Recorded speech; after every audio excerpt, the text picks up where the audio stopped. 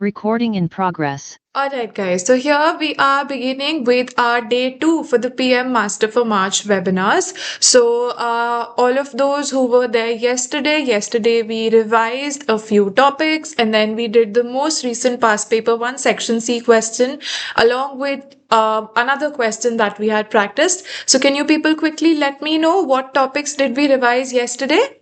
All those who were there, I can see a lot of you were there yesterday also.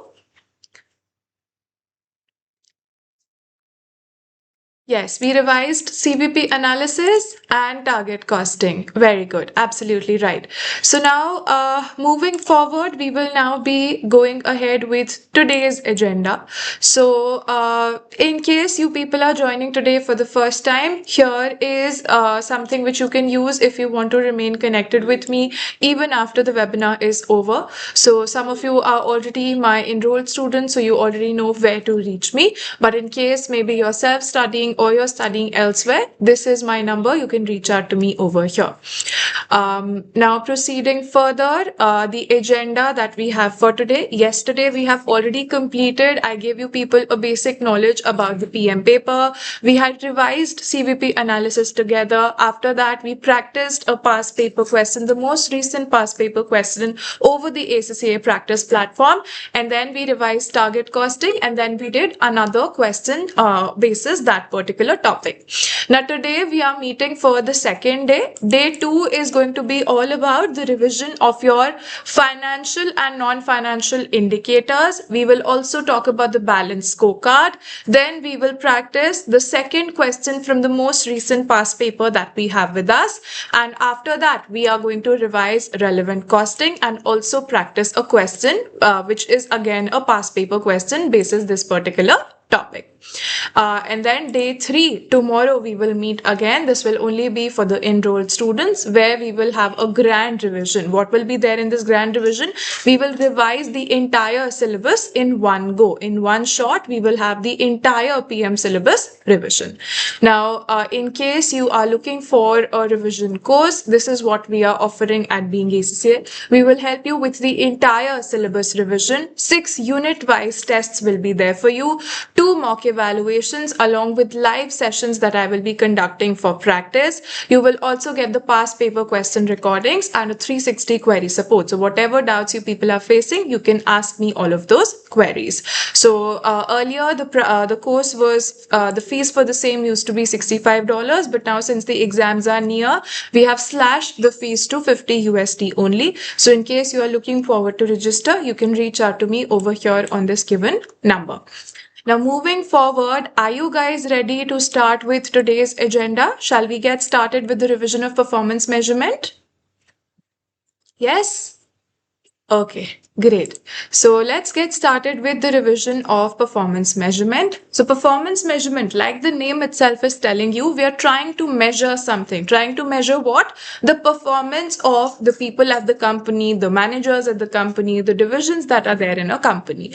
So how do you measure, have the company people been performing nicely or not? So there are 2 ways which we can do the analysis. One is we can use all of the financial indicators. What are financial indicators in very simple terms, guys?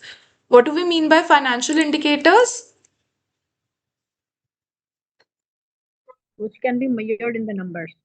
Yes, financial indicator will be anything which can be measured using numbers.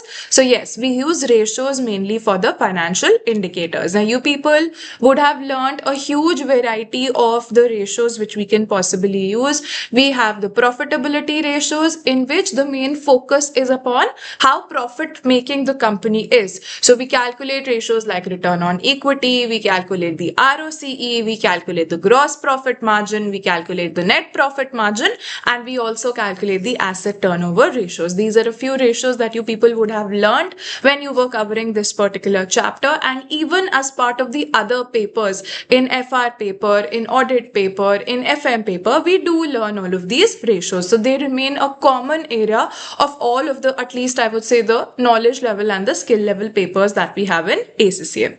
Then we also use some of the liquidity ratios to assess how worthy or how able is the company to meet up their current liabilities on time.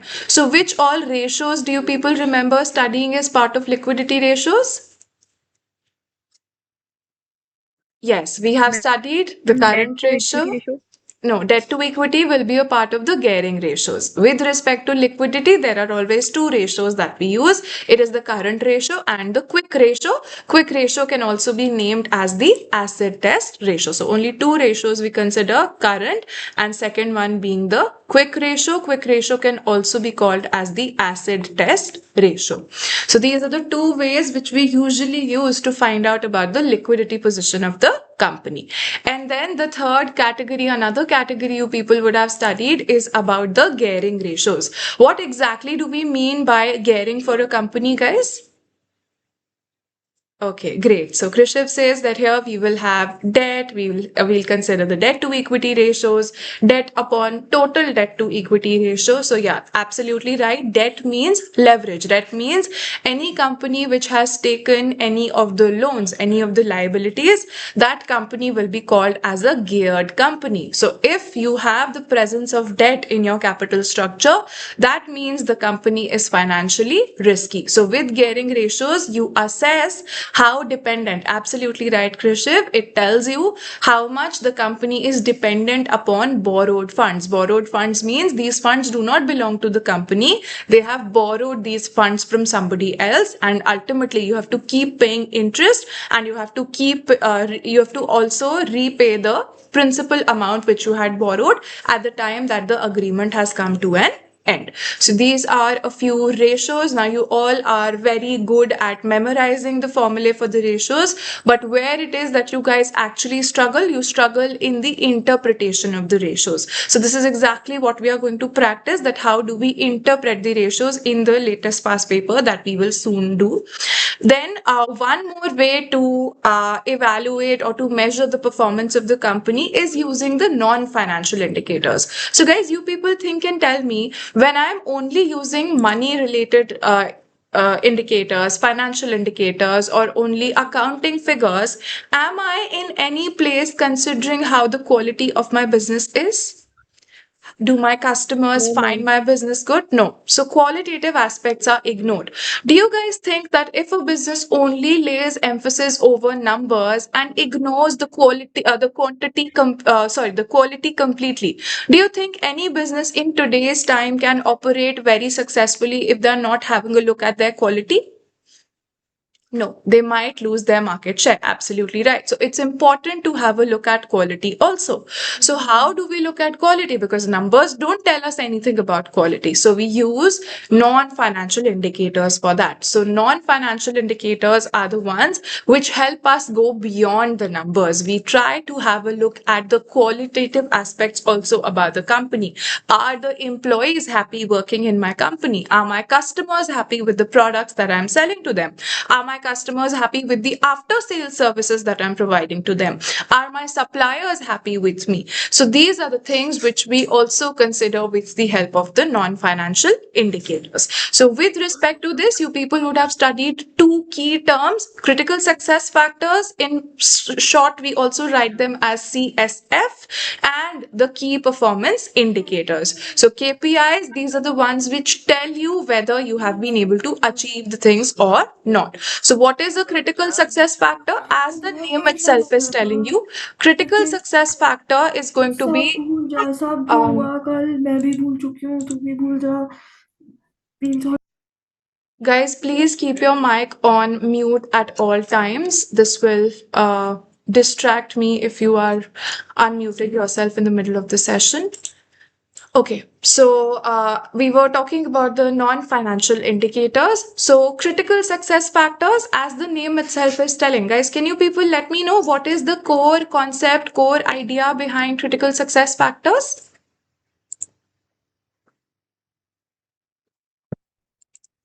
What do we mean by critical success factors?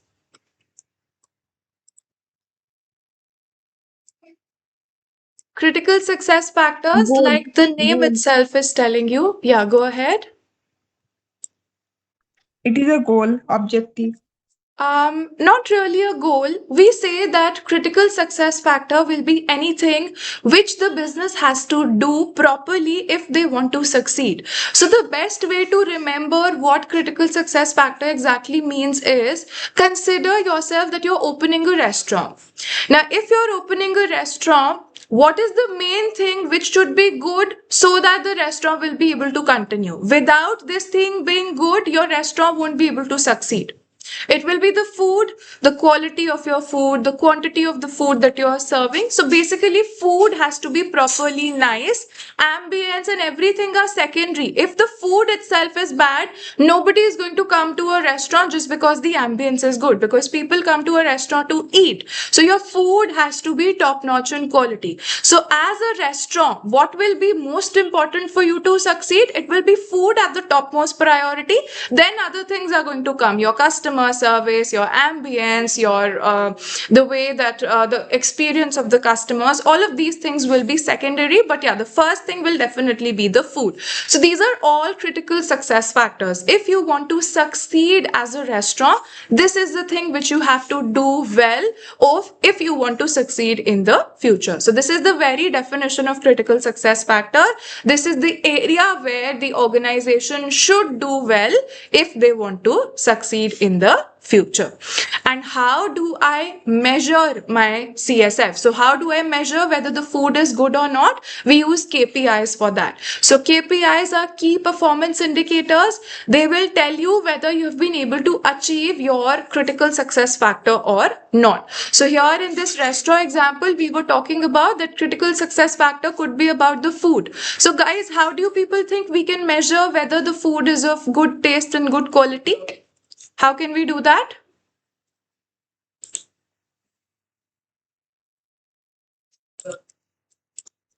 Yes, we can take the feedback from the customers. How many customers come back to us? Because if the food is good, they are most likely going to come back to us. Yes, customer ratings can be checked out. The feedback received from the customers can be checked out. So here we can set a target for ourselves that we want to have. Let's suppose if 5 stars is the rating, we want to minimum have a 4-star rating on an average from the customers. So some customer may give 5 stars, some customer may give 3 stars, but average I want to maintain a 4-star rating for my restaurant. So then this is the target which I have set for myself. Now with this KPI, I will measure how much exactly my ratings look like. So am I able to keep that number to 4, or is it that number is below the threshold which I have set for myself? So CSF is something which I have to succeed upon, which I have to succeed in if I want my business to do well, and the KPI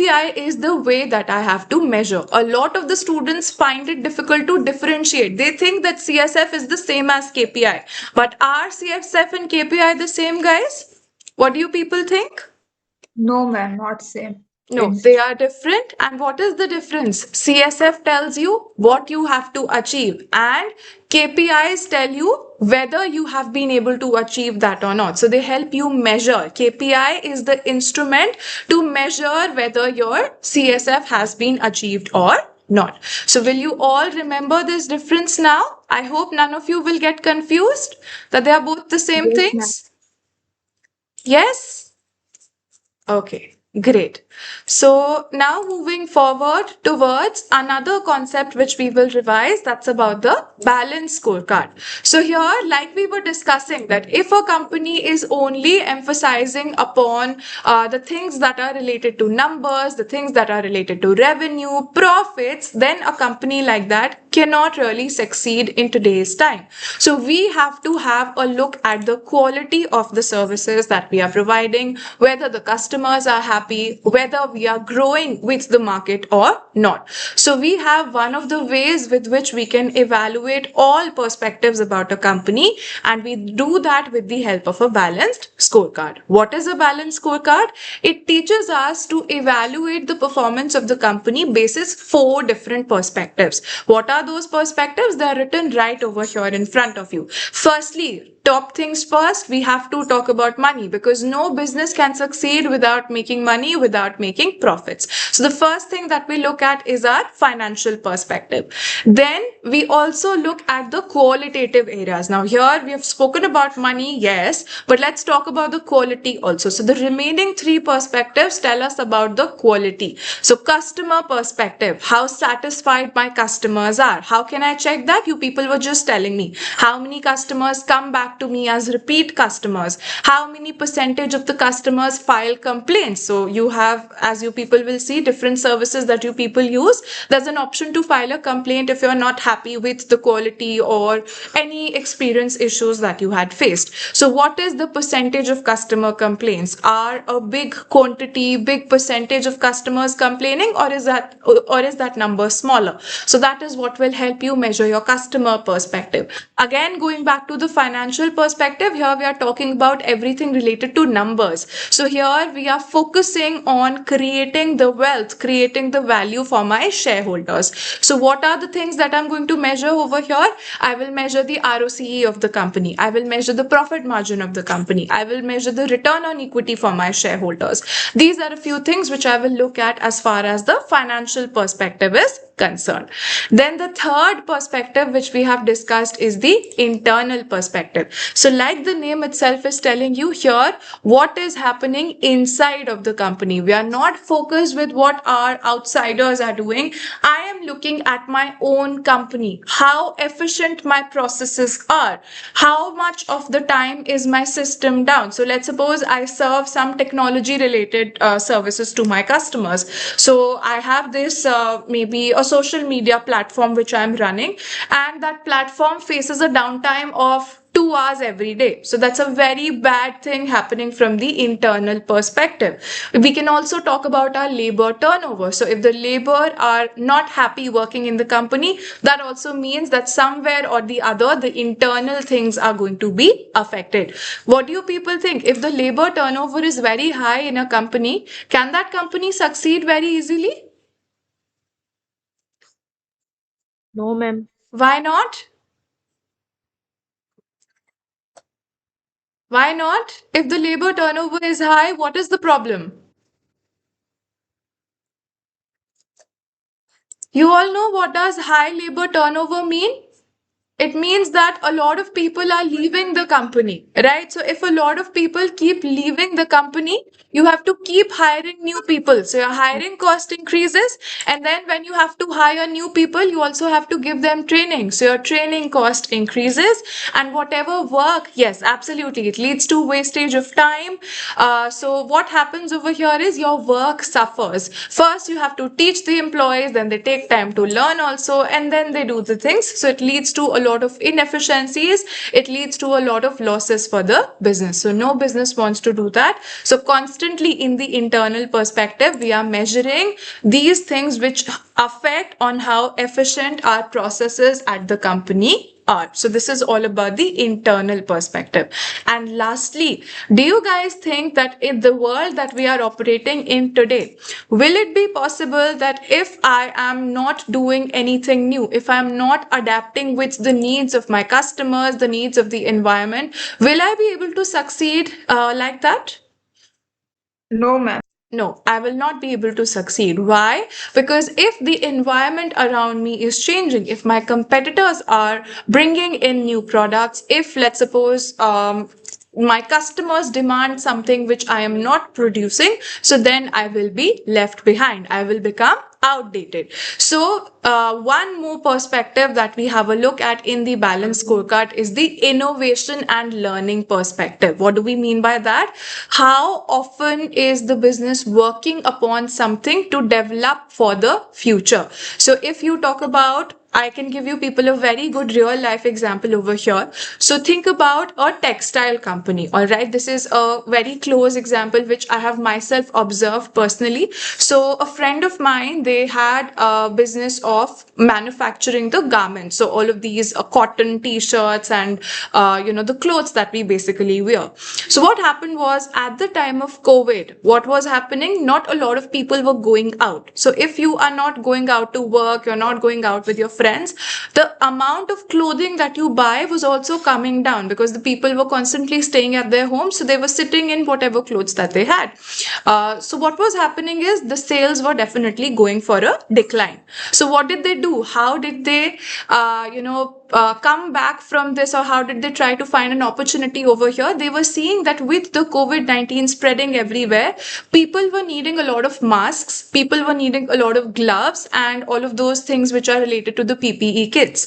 So the machinery that we need for producing all of that is the same that we use in the garments industry. So what did they do? They started to produce all of those PPE kits, the masks and the gloves. So what happened? Definitely the sales from the clothing went down, but because they developed something of their own, they were able to, yes, absolutely, switching your products as per what the demand is. So this is what you have to consistently keep on doing. You have to constantly think about making yourself better so that you are able to sustain in the market. How we can measure the innovation and technology? Very good question, Almas. So here you can have a look that how many hours are your staff spending upon their training. So training means they're learning something new which they're not doing right now. How much of time or how much of money is being spent over the research and development in the company? So think about the technology company, maybe like Apple. So Apple, if you talk about the recent scenarios which have been happening, they have not been coming up with a lot of new innovations. So they know that this time maybe they have to bring a good improvement into the iPhones, otherwise their market shares are going to decline. Right now also we saw that after the Apple event, the stock price did not react very positively to it because we saw that not a lot of new features were added by Apple in their iPhones. So yes, percentage of new products that you have introduced, how much revenue you were able to generate because of the new products which you have introduced. Yes, it can be organizing meetings to discuss the market related trends. It's basically anything that you're doing to innovate, to try to do something new. Maybe I have XYZ product with me right now, so I am spending some time, I'm spending some money to research more so that I can improve the quality of my product, so that I can improve the features that I'm offering. Right now, maybe my product has 10 features. Now I am trying to build two more new features into the product. So that is the innovation and learning perspective. Maybe right now the labor is working 2 hours per unit. Now I'm thinking to come up with some new technology with the help of which the labor would be working only half an hour over the same thing which they were spending 2 hours earlier. So I'm trying to make my production processes faster. This is all an example of innovation and learning perspective. So when you are evaluating a company using balanced scorecard, you're not just having a look at the numbers, you're also seeing how the company is doing in the other aspects, how well the company is doing quality wise. So rather than just doing our traditional numerical analysis, we are going further, we are stretching beyond, and we are looking at the qualitative aspects also. Right? Are you all with me till here? Yes, ma'am. Yes, ma'am. Okay. Great. So, just a few tips that I have for you people before we move ahead with a question practice. So, what are the things that you people have to avoid? The common mistakes that you people have to avoid making whenever you're solving a section C question. So, those of you who were there yesterday, yes, these are the same tips, but I am emphasizing it so that you people remember all of these things properly. The very first thing that you have to remember is you will read the requirements first. You will not directly jump into reading your case study. You will first have a look as to what exactly are you supposed to do. What is it that your examiner wants you to do so that you will be able to obtain the marks that are available. Then whenever you're reading the case study, ensure that you are reading it with an active mind, with an open mind, so that anything that you read which you may think can come useful in your answers, keep highlighting that information side by side so that you don't have to read the question again and again. So you will end up saving some time there. And you have to always remember to answer the discussion based answers as per the marks available. So please ensure that you are giving the examiner enough depth, enough detail, enough content as per the marks that are allowed for that requirement. Further, Use subheadings wherever possible. No examiner likes to read extremely lengthy essay type of answers. So ensure that whatever points you people are making, you are breaking them down into short paragraphs which are readable for the examiner, and it becomes more presentable and neat also. Further, the same thing, short paragraphs are much better than writing a long essay. Use your spreadsheet wisely. So no doing your workings on your calculator and manually entering them over the spreadsheet. Please do not do that. And lastly, your time management is extremely important. You have to take care that 36 minutes is the maximum time that you people have to spend over a section C question. How did I get to this number? 1.8 minute per mark is the rule. So 1.8 multiplied by 20 marks, that tells you that you have 36 minutes to answer the question. How much time are we supposed to give on the explanation? Simply take the marks and multiply that with 1.8. That's the amount of time that you should be spending over there. Right? So these are a few things that you people should remember. Are you ready? Should I take you people now to the practice? Yes. Yes, ma'am. Okay, allow me a moment while I switch my screen to the practice platform.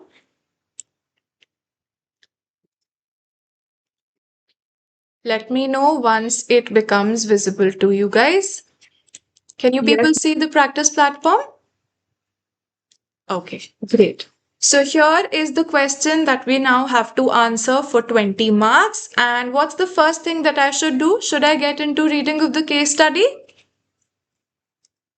No, I will go to the requirements first. Yes, very good, guys. So let's have a look at the requirements. Glen Company's assistant management accountant has started preparing the results for the year to 30 June 20x5, but has not yet calculated all of the figures required for the balance scorecard. So you have to use the template which has been provided, and using this template you have to calculate the performance measures for the year to 30th June 20x5 and the prior year figures for the year to 30th of June 20x4. This is a 5 marks of requirement that you have to solve. So what do? You have a quick look at what all has been provided to you.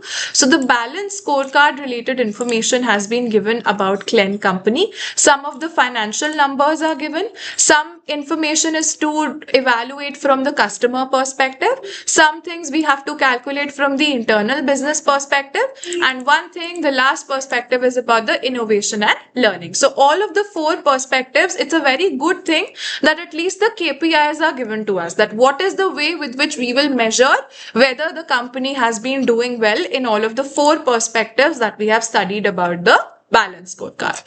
So this is the first requirement that we have to solve, worth 5 marks. Now I will take you people to the second requirement. Here you can see that it's a 15 marks of requirement. And what does it tell you? Using the performance measures given in Glen Company's balance scorecard and your calculations from part A. So what you have to do is use all of this information, use your calculations from part A. And what do? You analyze Glen Company's performance for the year to 30th June 20x5. So what you have to do is all the information, all the numbers that you calculate, you have to use that to analyze how well Glen Company has performed. What does the note tell you? A note tells you that a maximum of 3 marks will be given for additional calculations performed. That is 1 mark per calculation. So that means if you want to obtain 15 out of 15 marks, will it be possible if you only are good with numbers, or will you have to be good with discussion also? You have to be good with discussion, because for discussion, full 12 marks are available. So even if you do a complete bang on with the numbers, if you're 100% right with the numbers, still you will not be able to obtain the minimum pass mark for this question.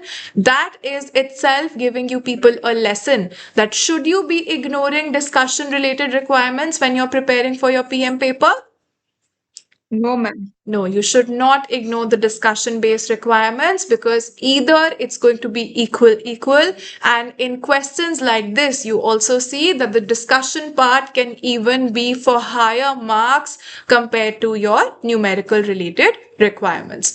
Krishav, yes, we can say that this is more or less the technique that we are using for the financial ratios analysis. It's more or less going to be similar, but here we are going with the performance measurement. So we are talking from the company's perspective, each and every individual perspective that we have studied in the balance scorecard, we have to do our analysis according to that. So yes, the approach will more or less remain the same. We will talk about how the things are changing. So one by one, we will go item by item. We will talk about what the numbers look like, then how does the number correspond to what has been going with the company, and we'll also do an evaluation. We'll not just say that this has increased by this much, this has decreased by this much. No, everyone knows that. Even and maybe like a high school student will tell you how much increase or decrease there's been, but you have to do the evaluation. You have to tell what has happened, why it has happened, what will it mean for the company, and what should the company do in the future. So this is what we are looking at. NRI says, please zoom in the question. We are already at 125. I think 150 will be very big. So what we can do is maybe while reading the question, I can zoom it in.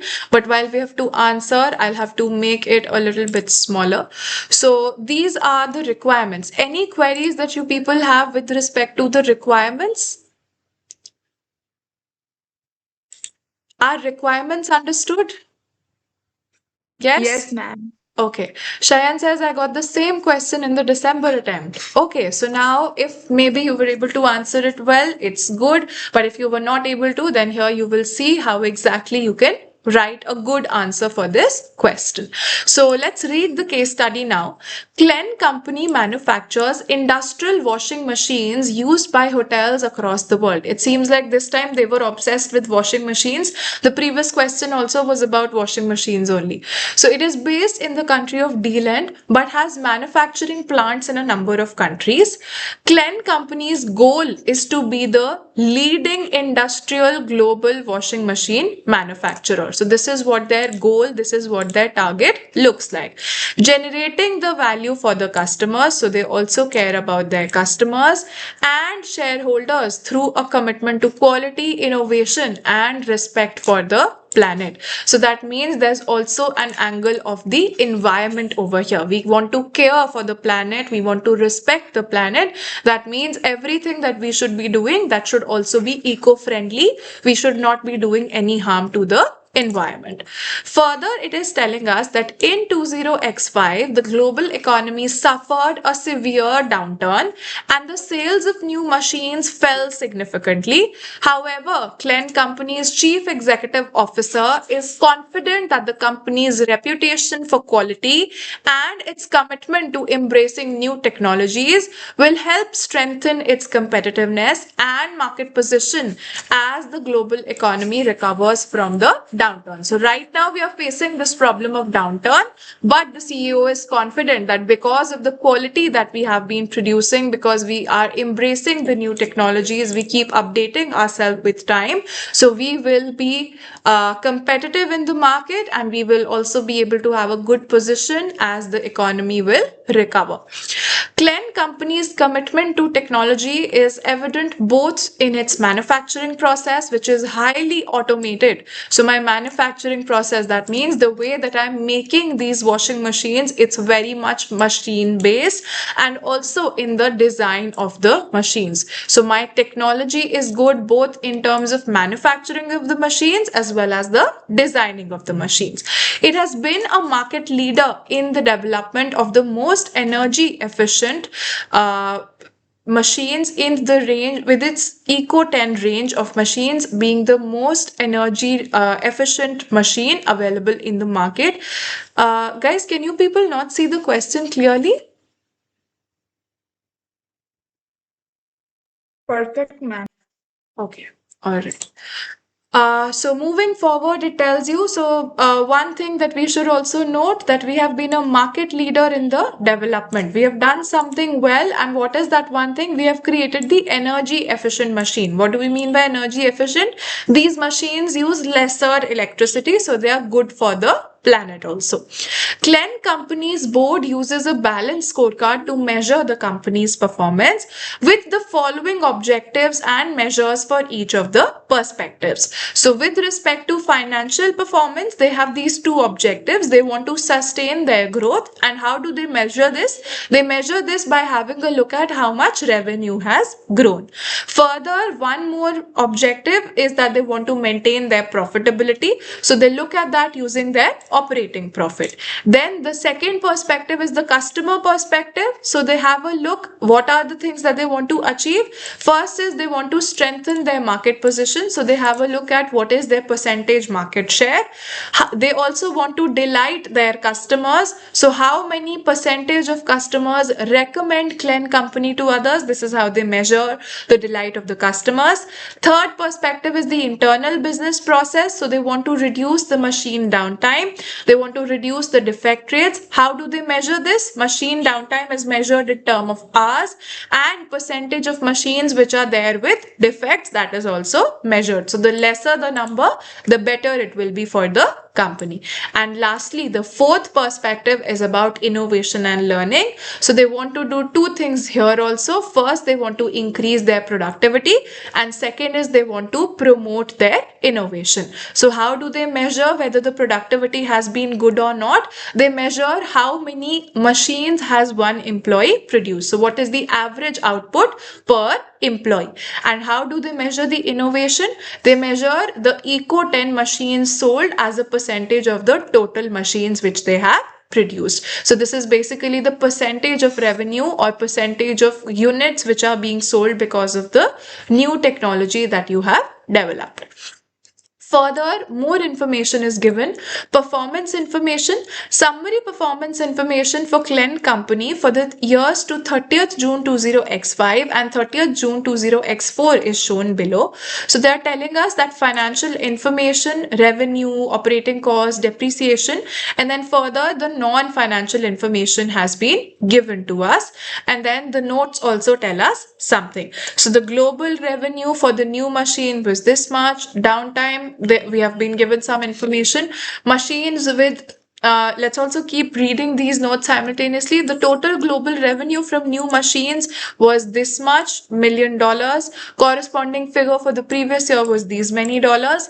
Downtime measures any time when the production is stopped, either due to technical failure, maintenance, or unavailability of inputs. It could be labor or material.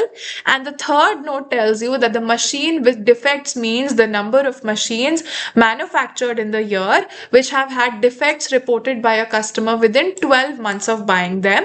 Industry figures for both 20x5 and x4 show that on an average the customers reported a defect in 1.33% of new machines within 12 months of buying them.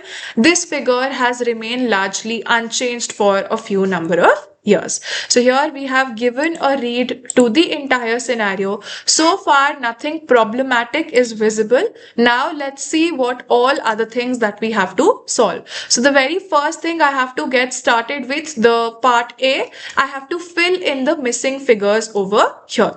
So I'll have to make the size a little bit smaller over here so that we will be able to see the question as well as the answer area simultaneously. Guys, can you let me know that are you able to see it clearly? Yes. Trisha and Anirai say it's blur. Is it only for a few students or everyone is facing this problem? It's Ma'am, not. network is. Um, okay. Let's do one thing then. The right side is blurred. Okay, so let me keep it at 150 only and then we will keep scrolling. All right. So this is the thing which we have to fill in. Is it looking good at this point?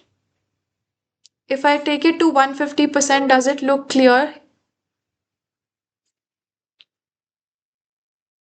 Okay. All right. So Okay, now coming to the solving of the first requirement, here we are given with the measures and we have to fill in the missing figures. So the missing figures, let's see if we can, yes. So these are the numbers that we are supposed to fill in. Revenue growth has been given over the previous year. They have already calculated how much the revenue has changed.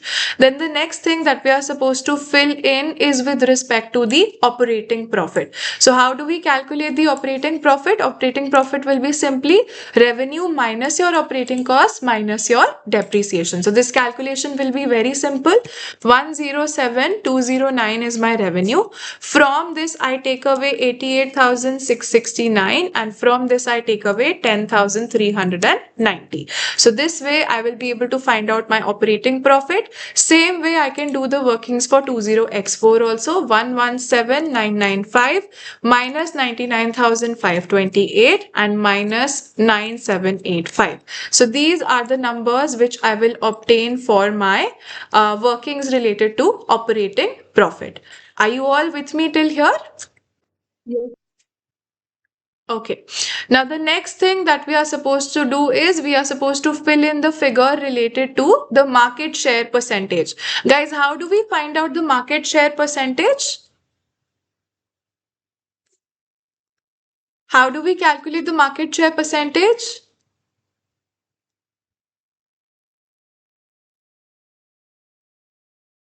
Tell me quickly. This is very easy. Come on. Yes, it's the revenue which you have generated divided by the total market size. So if let's suppose I tell you that the entire pizza market is $100 million and Domino's is selling 50 million of those pizzas. So how do you find out their share?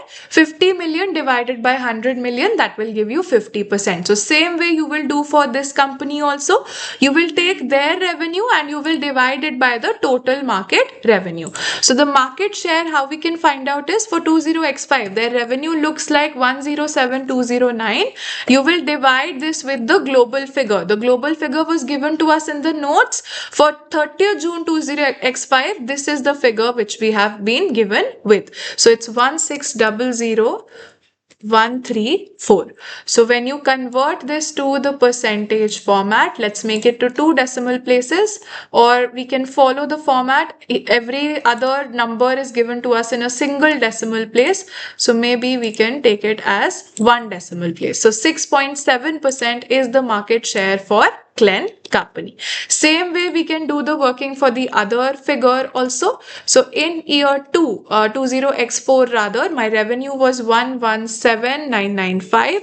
I will divide this number with the total market that we had in 20x4, that is 1815308. Again, I can use format painter and this will make it to 1 decimal place. So earlier my market share used to be 6.5%. Now my market share has increased to 6.7%. So guys, is it a good thing or a bad thing for the company? This is a good thing for the company. More share of market we are able to capture.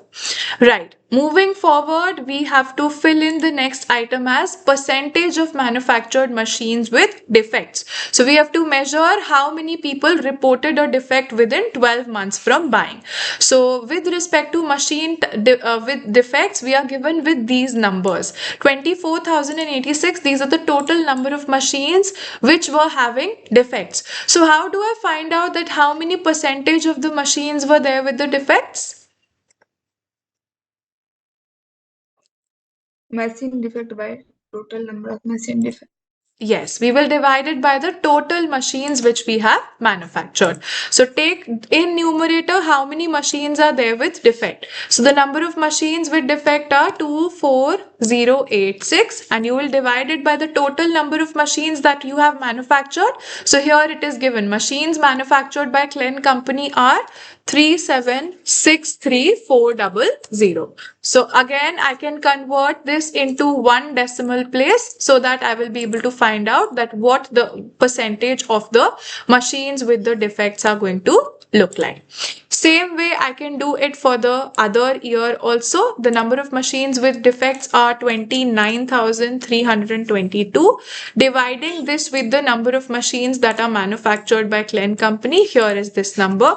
It is 4249600. So again, I can convert this into one decimal place as a percentage. So earlier my defects used to be 0.7%, but now this year my defects have come down to 0.6%. What do you say? Good thing or a bad thing for the company? Defects going down? It will be a good thing. Absolutely right. Then the last two numbers which I have to enter here are about the average output in terms of the machines per employee. So can you let me know what formula should I put? What numbers should I use over here?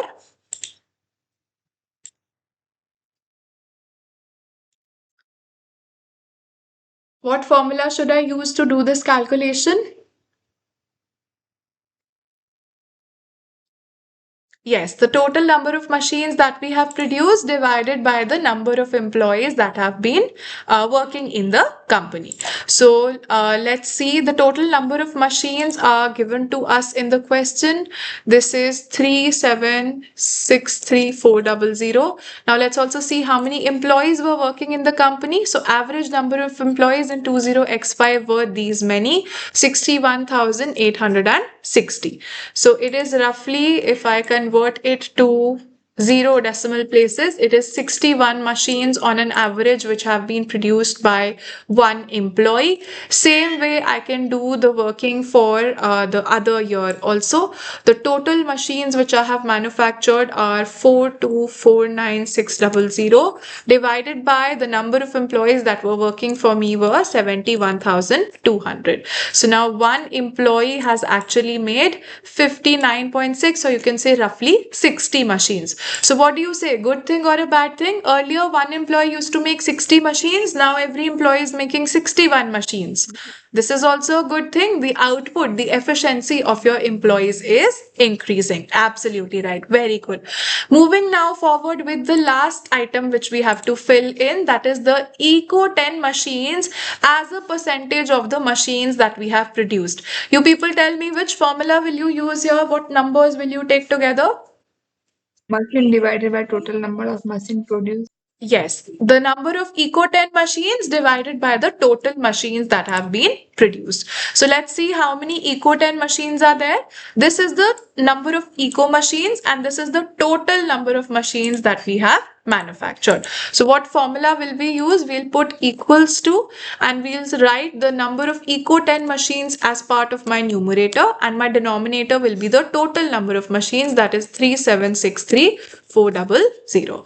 Same way I will do it for the other year also. It is 1732336 divided by 4249600. So here again, I can bring them to one decimal place. So 46.5%, and for the other year, it is 40.8. So what do you think from the innovation perspective? Is the company doing good? Earlier, our Eco 10 machines used to be 40.8%. Now they are 46.5%. So here also we see that the company has been doing well. Absolutely. Guys, do you have any queries as far as the numerical related part of the question is concerned? Any doubts in any of the numbers, please let me know. Ma'am, why revenue growth we have not calculate? That is already given Okay. to us in the question. Ma'am, previous year. Okay, so you tell me that if you want to calculate the revenue growth means you have to compare from another year. So if you want to compare how much the sales have increased in 20x5, you will have to take the number of 20x4. That is given to you. But if you want to find out the growth for 20x4, which other number will you need for that? You will need the number of 2023. But do you have that number? No, we are not given with that number. So it's not possible to calculate the growth rate for 20x4. Understood? Yes, ma'am. Ma'am, if this type of question can come, it will make easy, ma'am. Yes, it's very easy, but it's only 5 marks that are easy. The main toil, the main hard work that you people have to do is respect to the part B which you people have to solve, where you're given an open ground that you people have to do the evaluation of the performance of the company for 15 marks in total. So what do we do over here? Will we write a very long essay? Yes, it looks difficult at start, but when we take it piece by piece, it is going to be very easy. Trust me, be with me right here, and I'll tell you the easiest way to frame this particular answer. Yes, Kunal, I will show you how to draft your answer from very scratch. I will type out the entire answer for you. Don't worry. No, I'll not just give you pointers, I'll give you a complete answer.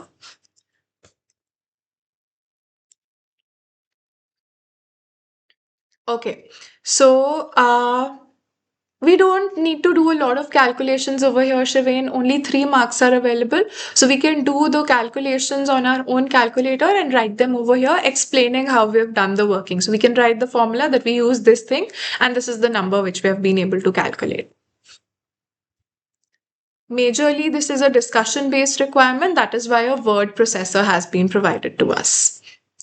Okay, so you people tell me, should we start our answer with writing a very long essay or should we be using subheadings? What should we do? Short paragraph. Short paragraphs and Subheading. using subheadings as much as possible. So here what we will do is we are already given that what are the things that the company considers important to measure about their different objectives. So what we will say over here that we are doing performance evaluation of Clen company using balanced scorecard approach, right? This is the heading which I can start off with. Further, what I can do is I can put up the 4 subheadings which are there as part of the balance scorecard. So first we will discuss the financial perspective, then we will discuss the customer perspective, then we will be talking about the internal business process perspective, and then we will talk about the learning and innovation perspective. Right, these are the 4 perspectives that we have learned as part of the balanced scorecard approach.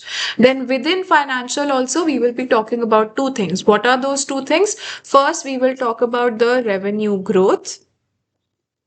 Then we will talk about the operating profit margin of the company.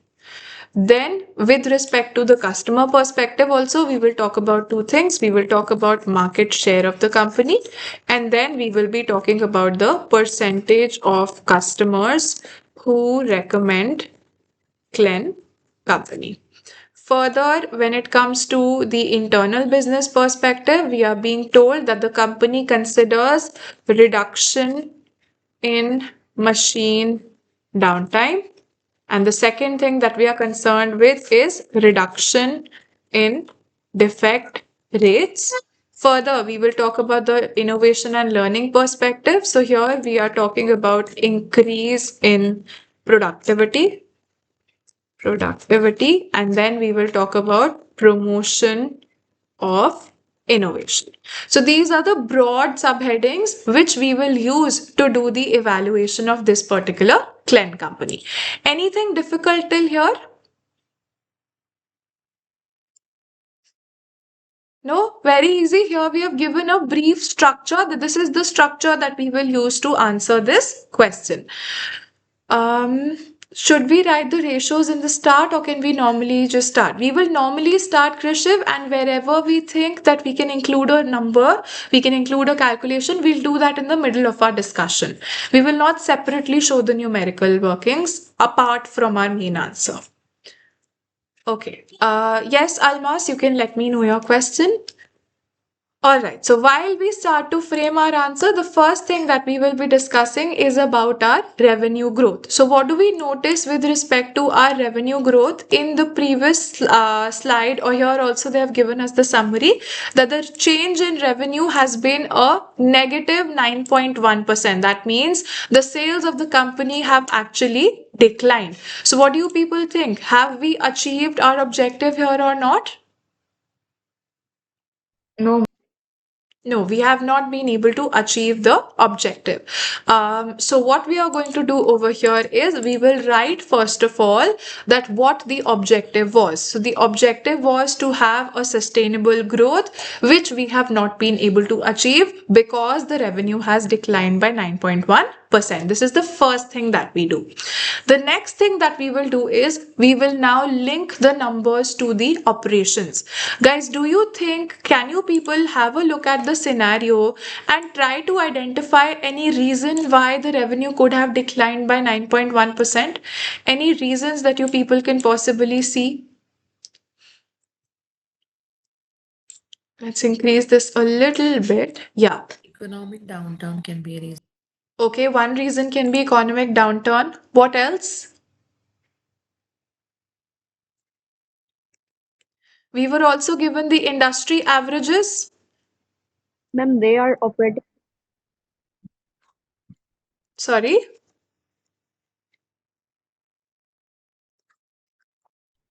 they are also operating in a competitive environment. Okay, we can say one is the competition. What else? Do you people not notice that the number of machines we have manufactured are also lesser than 11.4%? Yes, the number of machines sold are lesser. Absolutely, that could also be one of the reasons.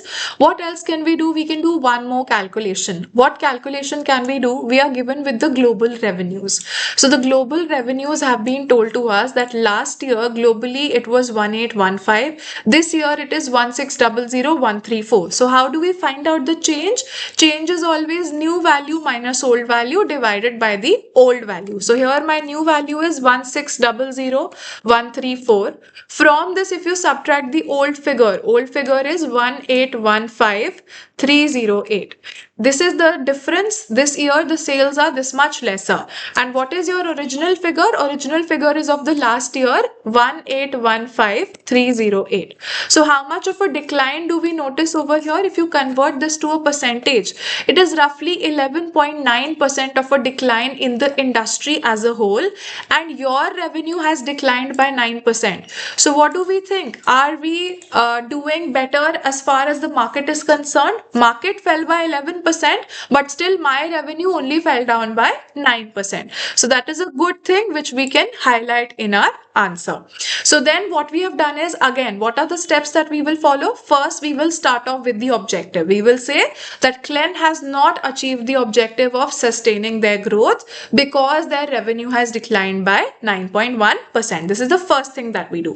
Then what's the second thing that we do? We link the numbers to the operations, that why did this decline happen? So this falling revenue could be one of the reasons behind this, could be the reduction in the number of machines which we have purchased.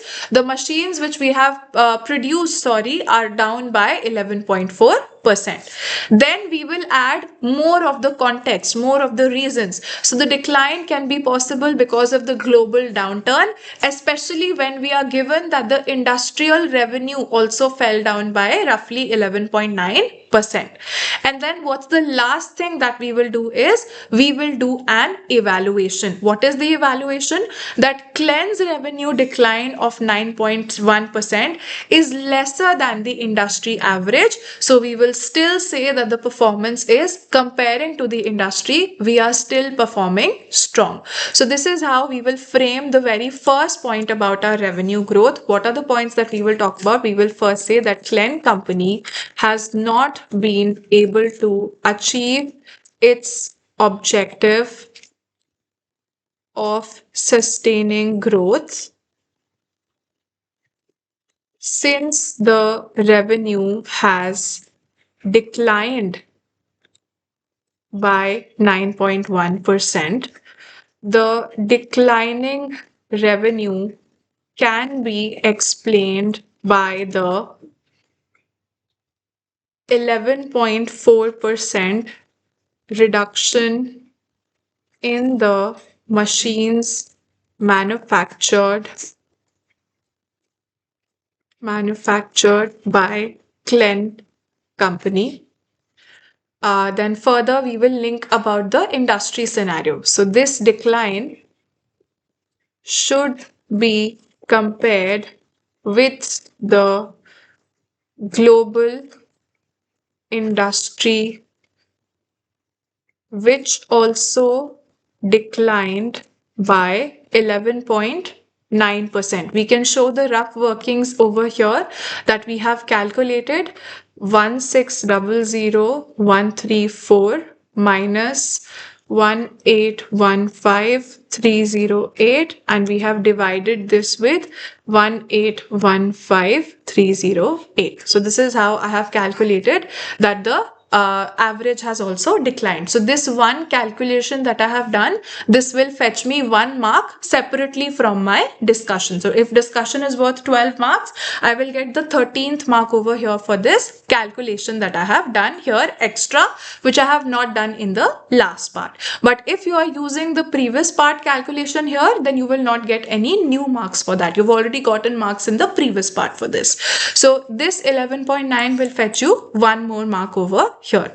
And what do we say? We write with a conclusion. We do an evaluation that since Glen companies decline is lesser severe than global average, it can be said that Glen company is still in a relative means we are doing a comparison, relatively stronger position. Right. So this is the first thing which I have spoken about, revenue growth. Anything complicated, anything which you feel that I have done completely out of the way, which you people could not have thought of? And second point, you write a declining revenue. Could you explain? The declining revenue, which we are talking about, we have basically said here, Ritika, that the decline we have seen here is 9.1% in our sales. So, what is the reason? We have to always give the reasons. It's very much given in the question that revenue has declined by 9.1%. What will help you get marks? You will only get marks if you tell why that revenue has declined. So, what could be the reason why the revenue has declined? Because you produce lesser number of machines. If you produce lesser, you go out and in the market and you sell lesser. So if you sell lesser, then your revenue declines. That's exactly what has happened. Yes? Okay. Are you all with me till here? Do you all follow? Yes, ma'am. Okay. Now let's move to the second aspect where we have to talk about the operating profit. So we can also maybe include something about our position, because in the objectives we also saw that they want to have a good position in the market. If we go back to our objectives, they want to be the leading global industrial washing machine manufacturer. So one more thing which we can talk about maybe can be about our market share, but we are again covering that as part of the customer perspective. So any which ways, we can be talking about that aspect also. So let's now talk about how we will write about the operating profit. So we'll leave a little bit of a space over here, and from here we will start about the operating profit. So what can we say about operating profit? Let's go and see what has happened with respect to our operating profit. It was something which we had calculated in the previous part. So let's see. The operating profit of the current year is 8150, and in the previous year it used to be 8682. So again we can do one more calculation here to find out how much the operating profit has declined. So you take the new figure of 8150, from this you take away 8682, this is your original figure, and you divide this with your original previous year's figure of 8682.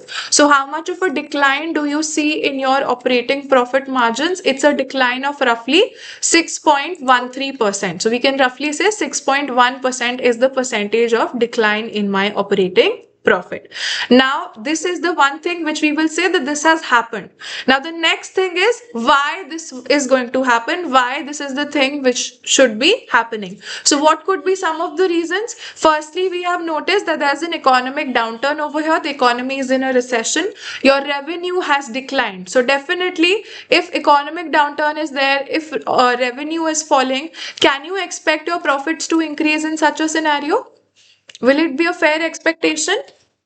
No, ma'am. No. So Yes. some of the we knew that at least the margin is going to fall a little bit. But then what are few further more reasons that your profits, if you see how much your revenue had fallen, we had just seen over here, the revenue actually went down by 9.1%. Yes, this is what we were told over here. Revenue went down by Ma'am, 9.1%. Right? Revenue went down by 9.1%, but operating profit only went down by 6%. So, good thing or a bad thing? This is a good thing for the company. You lost out on more revenue, but still your profits did not decline as much. So, what does it show from the company's perspective? Was the company good at controlling their cost? Yes, they were. So you appreciate them in this. So you tell them, yes, that the company was doing effective cost control. They were good at it. So then, further, we can write about some of the other aspects. We can also see depreciation has been subtracted. Previous year it was 9785, but this year we have subtracted a higher amount of depreciation also. So one more reason why the margins have fallen could be because of the higher depreciation which we have charged. So if we have charged a lot of depreciation, that means we are doing a lot of investments. So if we are doing a lot of investments in the machinery, in the technology, is it a good thing or a bad thing for the future of the company? Doing lots and lots of investments? Developing new technology, it will help the company in the long term. Yes, absolutely. So this is what we will further add to write our answer. We will say that yes, because of the higher depreciation right now, the margin is falling, but this is suggesting that the company is continuously investing in new technology, which will help to increase the competitiveness of company in the future. So we will talk about these things in the interpretation of operating profit. What all will we talk about? We can firstly show the numerical working which we had done. So we will calculate how much of a decline there's been in the operating profit. So we'll say that the operating profit has declined by how much was the number? Do you guys remember? 6%. 6%. So operating profit has declined by 6%. We have stated what has happened. Then what do we do next is we will tell the reason why this has happened. So given that economic downturn happened in the economy and the revenue fell, some decline in the operating profit was expected. This is something which we are giving the reason. But we will also say one more thing, that profit has fallen lesser than the revenue, which indicates effective cost control by Clen company. So they are good at controlling the costs. And further, we will say that this year, a higher depreciation has been charged, which suggests continuous investment. This is surely reducing the operating margins of the company in the short term. However, this will help Clen company Clean company maintain a competitive position, maintain competitiveness in the long term. Competitiveness in the long term. Right. So this is how we can give our interpretation for the operating profit. Are you all with me till here? Ma'am, can you repeat the depreciation point? The depreciation, we're basically saying that this year, if you compare the numbers from the previous year, we have been charging a little bit higher amount of depreciation. So if my depreciation expense has gone up, this definitely means I would have invested in new assets. So if I'm investing in new assets, new technology, that will mean that definitely right now my operating profit is getting lesser because of the higher depreciation. But because I'm continuously making investments, I will be developing some new things which will help me remain competitive in the long term in the future. Right? Is everyone with me till here? Trisha says sometimes you are not able to give such a in-depth explanation what to do. So if the answer which I'm showing to you people, even if you're able to write like 70 to 80% of this answer, you people will be in a very good position. Right? You're not expected to write such like perfect, because here we are taking more time, we are delving into each different perspectives that are possible. But in the exam, even if you guys are able to reach to 70 to 80% of what we are doing, you people will be able to score good marks over here. Right? Do you all follow till here? Should we move to the next perspective? Yes. Okay. The next perspective we will discuss will be about the customer perspective. So we can talk about the market share over here. So what about our market position? Let's see. Market share also, I think we had calculated in the previous workings. So I go back here. Market share right now it is 6.7%. Earlier it used to be 6.5%. So here also we will say that even though the revenue has declined, but still our market share has increased. So this is what has happened. The first step we are doing is telling what has happened. What has happened? Our market share has increased even though the revenue is much lesser. Now, the second thing is to do the interpretation. What does it mean? So, if my market share is increasing, that means I am able to get ahead of my competitors. I am able to beat them. Even though the economy is going through difficult conditions, still I am able to capture their customers who were earlier buying from them. Now they buy from me. So, this is a good thing for the company. Then we also have to link it back to the strategy. What was the strategy?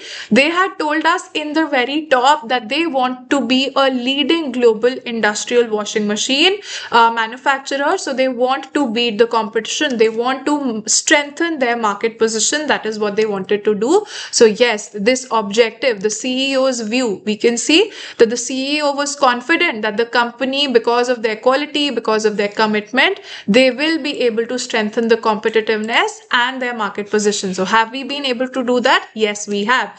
Even though there was a economic downturn, things were not exactly in the favor, but still we were able to increase our market share. So this is what we will write in our interpretation with respect to market share. We will first say that even though revenue declined, market share of Clen company has increased. So what does this suggest you? This suggests that Clen company was able to outperform. Outperform means perform better than somebody, outperform their competitors, capturing more of the market than previously. Right? So even in difficult conditions, we can add that even in difficult conditions. Right? What else can we add further? We can say that this supports the views of the CEO that Clen company has been able to maintain what exactly were the words of the CEO. We can use that so that the examiner will think, wow, my answer is so well linked to the scenario. So what words can I use over here? Exactly the words of the CEO, that the CEO was confident that the company is going to strengthen the competitiveness. We will say that company has been able to strengthen their competitiveness and market position. Right, so this is where we can talk about the market share related aspect. Now let's move towards the percentage of customers who recommend Clen company. So let's see what that number looks like. Let's find information related to that in the question. So percentage of customers who recommend Clen company. Earlier, 56% of the customers used to recommend us. Now 59% of the customers recommend us. So what do you people say? Have we been able to help our customers with what we wanted to do? More and more customers are recommending us. Yes. So what we will say, we will write a good feedback over here. First of all, we have to explain why this thing matters.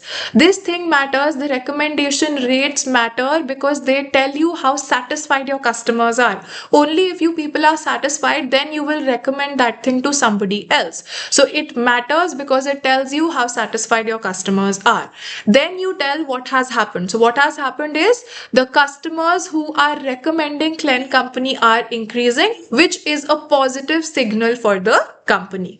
But then we don't have to just keep praising the company. We have to look from different perspectives also.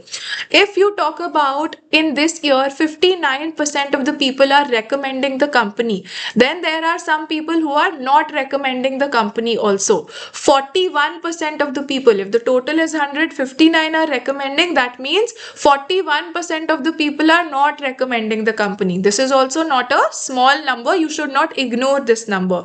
So what you should do is, if the company wants to keep improving from here, they should compare the recommendation rates with the other competitors, the other industry players, and then they would see whether they are doing well in compared to the industry standards or not. Because this is only our number that we know of. We should also know how many percentage of the competitors' customers recommend them. And then we can do a more better, more fruitful comparison. So what we will say over here is that recommendation rates matter since they indicate the customer, how satisfied the customers are. The increase in the recommendation rate is a positive signal for Clen company. However, 41% of the customers do not recommend Clen company, which is also a significant number. Clen company should evaluate the recommendation rates of its competitors to analyze whether their performance is up to the mark or not. Right, so this is what we can frame for the percentage of customers who recommend Clen company. Any doubts in the customer perspective, guys? We've spoken about market share, we've spoken about the percentage of customers who recommend Clen company. Yes, we can add about the number of defects also here, Trisha. I am not doing it because the defects we will also be speaking about in the internal business process perspective. Right? Okay. Now, moving forward to the internal business process perspective, here we will be talking about two things. First, we will talk about the reduction in the downtime. So, you can see earlier our downtime used to be 6354 hours. Now, our downtime has reduced to 5956 hours. It's a flat reduction of 6.3%. So, what do you people think about this? Is it a good thing or a bad thing? Good thing. This is a good thing that the downtime is going down. First, what you do is we start the answer by saying that downtime is something which is going to directly affect the efficiency of the company. Why? Because we are operating as the scenario told us. Do we have a lot of labor doing the work or do we have a lot of automatic things happening in the company? How does it work? Lot of automation is Automatic. there. Yes, lot of automation is there. So if your systems are not running, what do you think will happen to the production?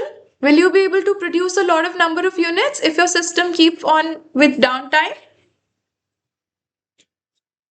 Yes, there are going to be delays. So in a automated environment which Clen company has, downtime is something which is very bad because it affects your efficiency.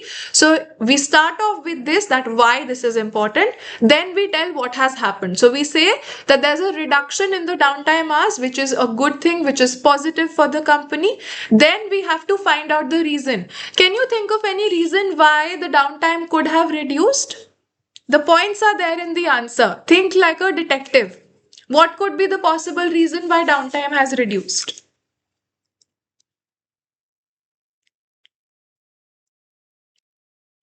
Yes, What absolutely. Very good, Rishika. This is the new machinery which we have invested in. Maybe we got new machines, more reliable machines, which have helped us reduce the downtime, which have helped us to increase the efficiency of our operations. So, this will be something very good for the company. Even though we are paying higher depreciation, yes, maybe there's a reduction in the number of traditional machines, lesser breakdowns are now happening, more updated versions of the machines. Yes, absolutely. So, machine production has reduced, Sanskar, but here we are talking about the downtime. The downtime has fallen down. So what could be the reason about that? We are facing lesser downtime because something positive has happened. We got newer machines, we got more reliable machines, which also tallies with one more reason that we've discussed previously. One more observation that we had was there was higher depreciation. So that means we would have invested in new assets. Now, because of those new assets, we are able to reduce our downtime.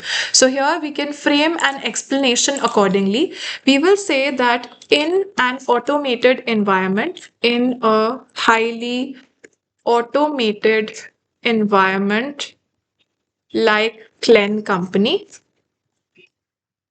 it is extremely essential to reduce downtime since it hampers efficiency. The reduction in downtime is positive for Clen Company. Further, we will say that the possible reason for this reduction could be the newer, more reliable machines, which is consistent with the higher depreciation charged this year. So this is how we have explained the reduction in the machine downtime. Further, we can now move to the reduction in the defect rates. So defect rates we can see earlier it used to be 29,000, now it is 24,000, and percentage wise it is a reduction of 17.9%. So again, this is a good thing. First, what you have to do is you have to tell why this is important. If defects are there, guys, what are the problems that the company will have to face if there are a lot of defects? customer complaint? Customer complaints will be there. Customers will not be happy. Will they come back to you? Yes, ma'am. Repeat rates They are are going to fall. What will happen to your reputation? Will your reputation be very good? No, Ma'am, goodwill. reputation will also go down. Yes, we can lose out on future revenue also. So we first start off with the importance that defect rates are going to affect customer satisfaction, repeat sales, and the reputation of client company. Then what do we do is we talk about the thing which has happened. So what has happened over here, the defect rate, we can see that the machines with defects have fallen down by 17.9%. Now this is clearly a good thing. What we can also do is we can have a look at the industry averages also. Do we have information given? Yes, information has been given. On average, customers reported a defect of 1.33%. Can we calculate the defect rate for the company right now? Yes, we can. We are given with the machine with defects. I think we've done that calculation already. Percentage of machines with defects. Earlier it used to be 0.7%. Now it is 0.6%. So this is a reduction, which is a good thing. Industrial average, which we can see, is 1.33%. That means competitors have a defect rate of 1.33. We have a defect rate of 0.6. So what do we say? Are we better than the competitors or not? Yes, ma'am. We are better than the competitors, so we have a good advantage in terms of quality compared to our competitors, right? So these are a few points which we can use while we are interpreting with respect to the reduction in defect rate. So we will say that first we'll talk about why this is important. So we'll say that defect rates will affect the customer satisfaction, repeat rate, and goodwill or reputation, whatever you want to write, goodwill of Clen company. So what we will say over here is that now we'll talk about what has happened. So what has happened is the decline rate has fallen down. Decline rate has, defect rate has declined compared to last year. Also, comparing with industry, Clen company has significantly lower defect rates. This gives Clen company a competitive advantage from its competitors. So that is why we say that this is a positive signal for the company. Any doubts in the internal business process perspective, guys? Are you people with me till here? Can we not write percentage decline that? You can write it. Yes, we can write about that. We can take the numbers from the previous 0.6, and earlier it used to be 0.7. So we can write over here that defect rate has declined from, we can say defect rate has declined to 0.6% compared to 0.7% last year. Right, so we can add this also, yes. Okay, should we head to the last perspective now? You're all with me till here? Yes, ma'am. Others? All clear? Okay. Now moving forward to the last perspective, which is about the learning and innovation perspective. So we are measuring two things over here. First, let's talk about the productivity. So with respect to productivity, what are the things that we can talk about? Let's see. Productivity, we are basically measuring that how many number of employees, like per employee, what is the number of machines which we have produced. It's the average output per employee. So we can see over here that earlier the employees were producing 60 machines. Now one employee is producing 61 machines. So how do we interpret? Even though the output has fallen down, but the output per employee has actually increased. And also you know that your staff has reduced in numbers. What do you see? Some of you had also noticed this earlier, that the number of people that we have employed, average number of employees, that has also fallen down. So even though the number of employees fell down, still the production per employee has gone up. So what does it tell you about the productivity of your employees? Were they efficient or not? Were your Yes. employees efficient? Yes, they were. So you have to give them credit about that. That yes, this means that the efficiency of the employees would have increased. But is there anything else also, the opposite of it, which could have been a possibility? Think from one more perspective. Yes, very good, Kanal. It's about the automation perspective also. So, a lot of things which were earlier maybe happening manually, the fall in the number of employees can also reflect the automation. This is not just cost cutting in the short term. If you're automating things, if things are running on their own, then your employee related costs are going to go down in the long term also. So try to look for cause and effect relationships also, rather than just thinking about what the trend has been going on, what has happened. Rather than thinking only about what has happened, think about what could be the reasons why those things could have happened. So we can give information on both the perspectives over here. How we can frame our answer here is, we'll write, so with respect to increase in productivity, we will say that output declined. Still, the number of machines produced per employee increased. This represents increased efficiency. However, reduction in the number of employees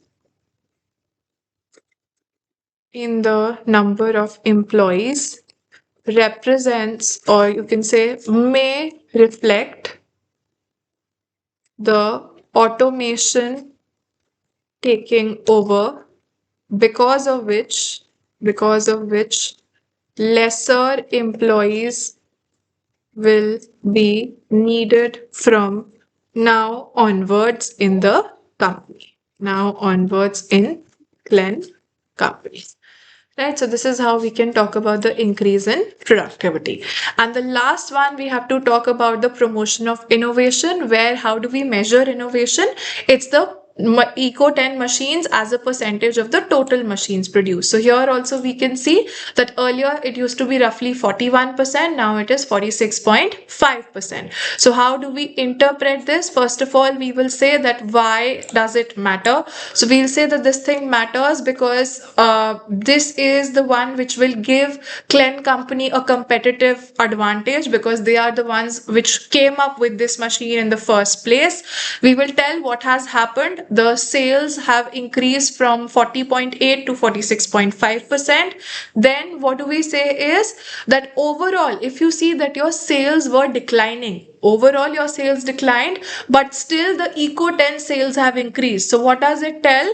We are being able to achieve our environmental responsibility. We are being able to achieve our objective of innovation. So the things are changing, but the things are changing for the better. We want more and more revenue coming from our innovation, and it is happening. Earlier it used to be 40.8%, but now it has gone up to 46.5%. So even though the customers are buying lesser from us, but they want to buy more of the eco-friendly items from us. So we are innovating also, and we are also fulfilling our responsibility towards the environment, both of which are the things that we wanted to achieve as part of the Glen company. So how do we frame our answer over here is, we will say that Glen company wants to increase their sales from innovation over 20x5. The sales from Eco 10 are, how much was it? 46.5% of total output, as against 40.8% in the last year. This increase means that we can also say as against 40.8% in the last year, even though the total sales fell down. So we say that this increase means that Glen company is able to fulfill their environment related responsibility, as well as the achievement of their objective of innovation. Objective of innovation. So, this is what we can say with respect to our last point about the promotion of innovation. Yes, you can add about sustainability here. Okay, any queries here? Are you all with me on this? All clear? Yes. Okay, great. So I'll take you people now to the next thing that we have for today. Can we reduce the employees of 20x4 to 13% and then compare it to the current year? Yes, Rishika, you can do that, but such a complex analysis I don't think is needed. You can do with what we have written over here as well.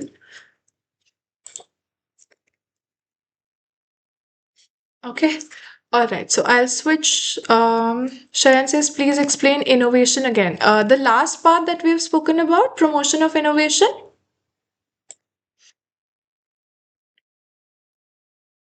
Yeah, so here we're basically talking, they are measuring innovation with how many percentage of Eco 10 machines they have been able to sell.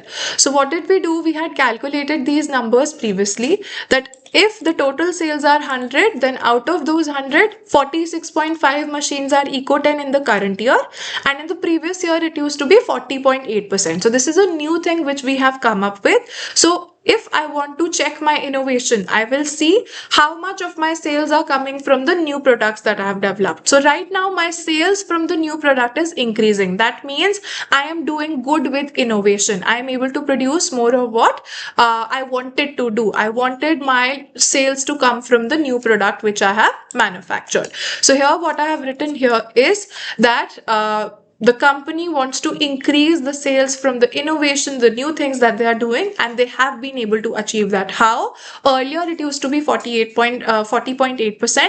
Now it has increased to 46.5%. So this means even though the sales of this year have actually gone down, but still your sales from the new product are increasing. So that means you were able to achieve your objective of innovation. A lot of people are buying the new things which you have developed. At the same time, we had one more objective. We wanted to have a respect for the planet. So if we are selling more of the eco machines, it's also good for the environment. So we are able to fulfill the environment related responsibility also. Okay, clear? Kunal, you do not have to type this answer in its entirety. Even if you are writing 70 to 80% of the points that we are mentioning over here, it's going to be good. And here, right now, it took me a little longer because I was also side by side explaining things to you people in your exam. You don't have to explain it to anyone. So you simply focus all of your time over the typing of it. Right? So it won't take you as much as time as it took me right now.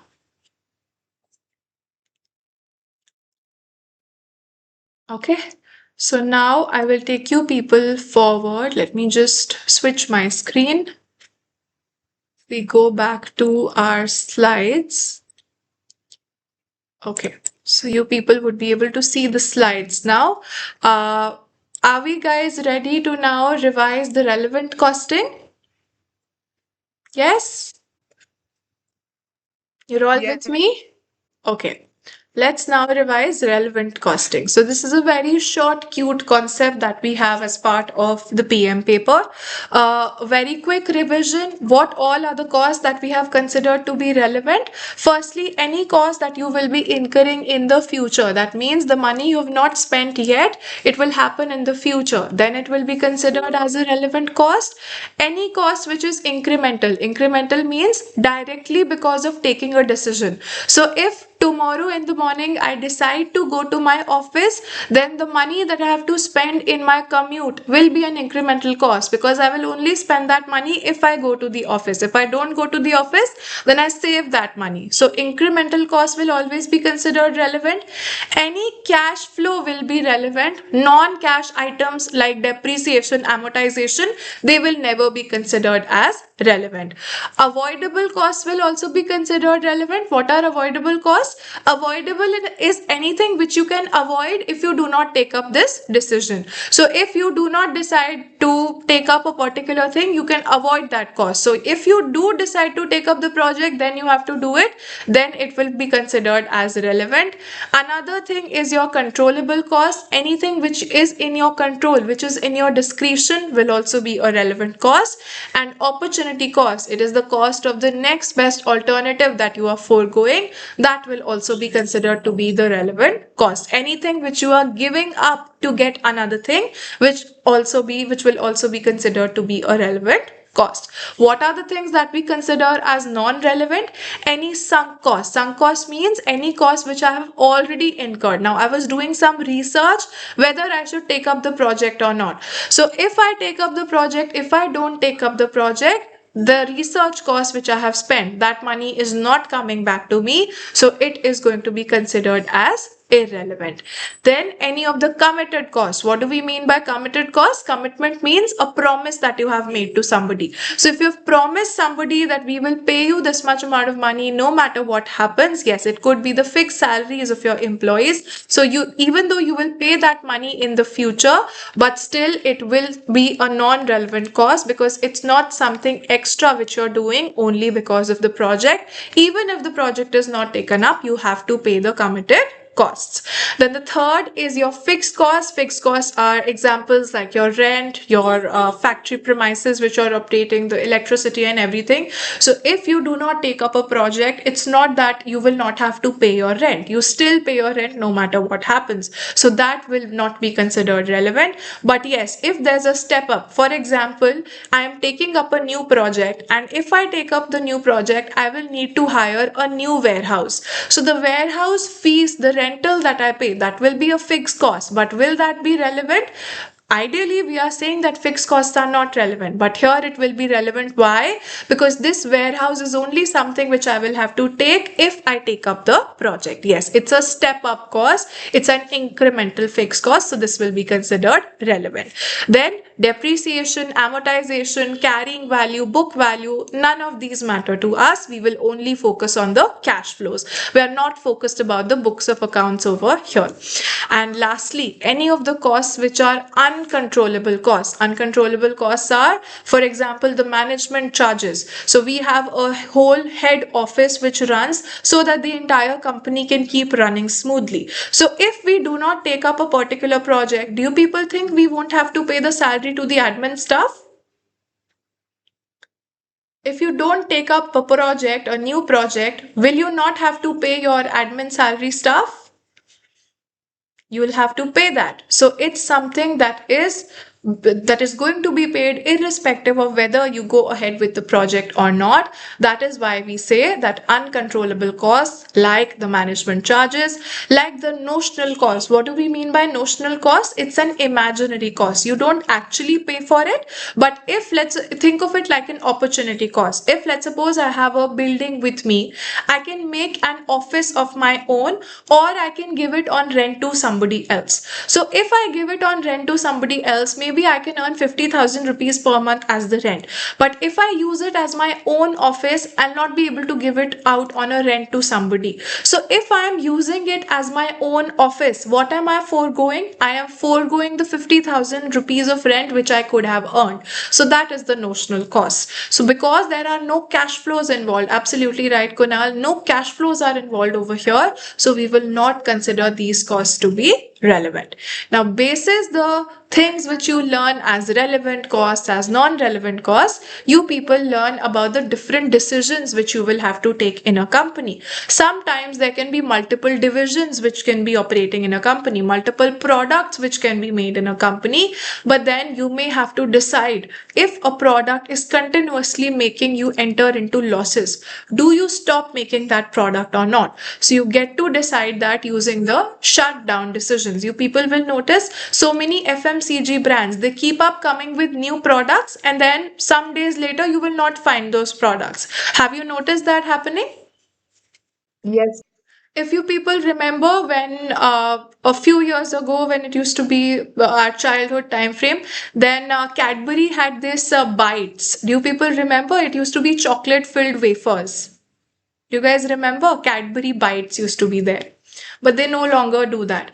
And in the middle, they had also come up with this dairy milk, and in the middle of the dairy milk, there used to be a Mickey Mouse character which was made from white chocolate. So the entire chocolate was normal milk chocolate, but some part of it, a Disney character was made over there, Mickey Mouse, Donald Duck. They used to be there in white chocolate.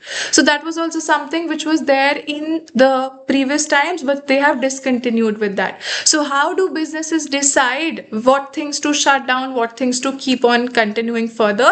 They do it by doing a comparison between the loss of income and the saving of cost. If you shut down any division, you will save the cost which that division was incurring, but at the same time you will also lose out on the revenue that this division was making for you. So this is how you do your shutdown decisions. You compare. If you save more, then you shut down the division.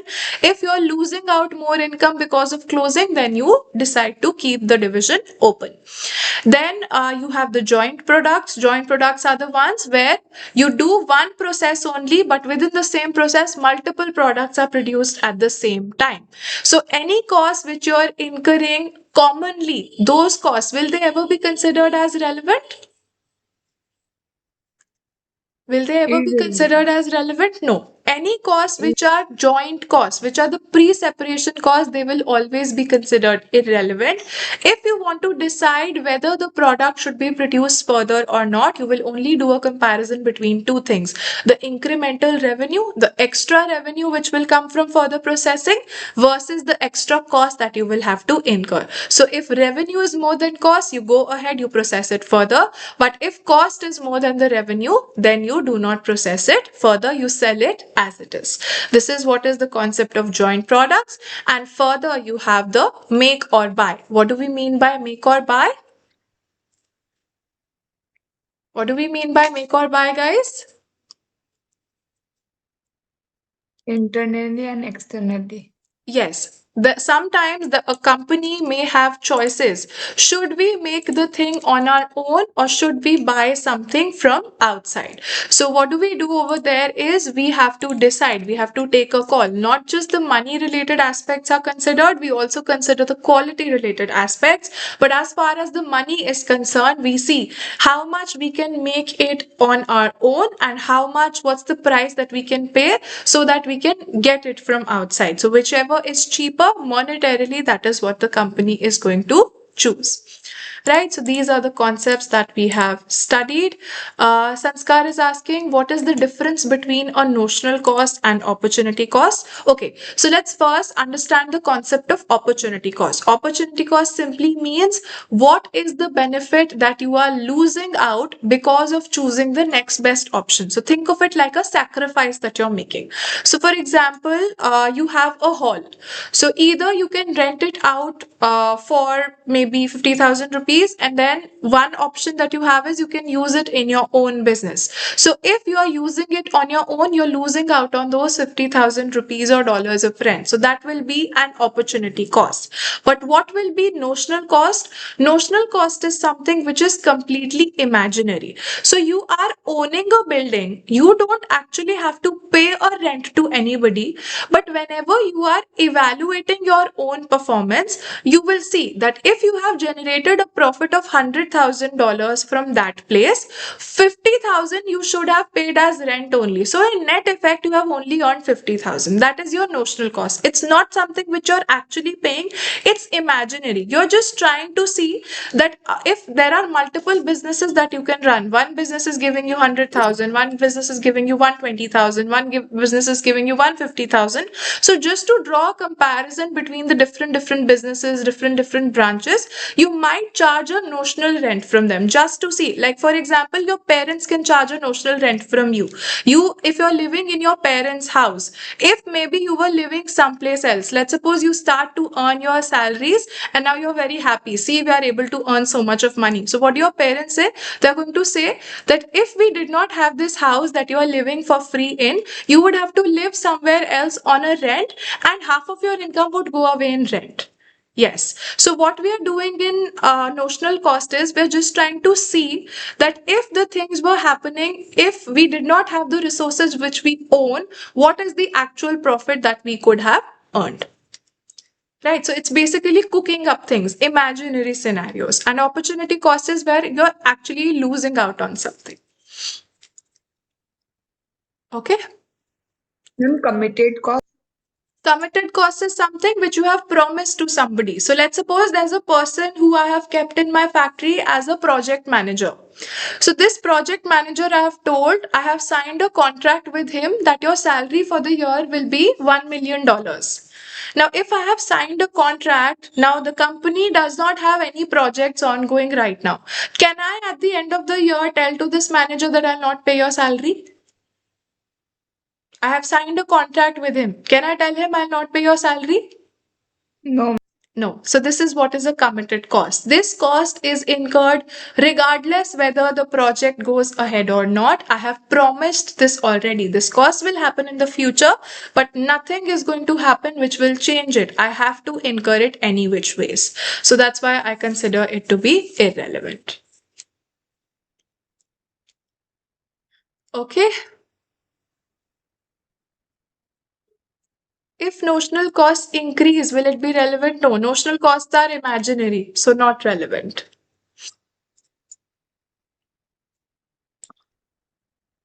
All right. Now, proceeding further, we will practice a section B kind of a question. So, the very first thing again that you have to remember is read your scenario very carefully. Highlight any information which you think could come handy later. You have to be careful with your rounding of instructions, whatever instructions have been given to you in the question. If they want you to go for 1 decimal place, 2 decimal place, just follow what they tell you to do. Because if your answers vary because of the rounding of issues, computer will auto mark your answer to be incorrect even if your answer is correct. So please give the answer in exactly the same format, the same manner that has been required from you. And the last thing to remember is about the time management. 10 marks of question multiplied by 1.8, that gives you 18 minutes that you have to use if you are solving a section B case study. Not more than this. This is the maximum time which is allowed for you. Okay, then let's now take you people towards the question practice. I'll just quickly switch my screen.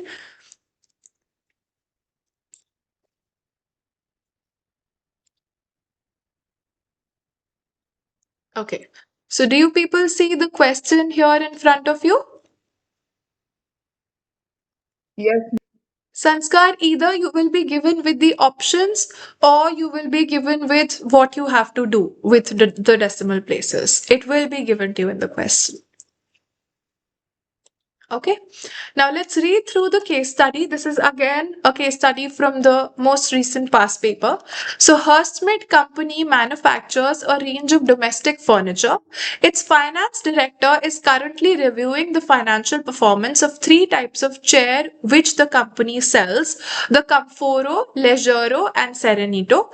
Recent results from the last trading period are as follows. So we are given with the revenue, variable cost, contribution, distribution, fixed cost, general fixed cost, and then the profit and loss.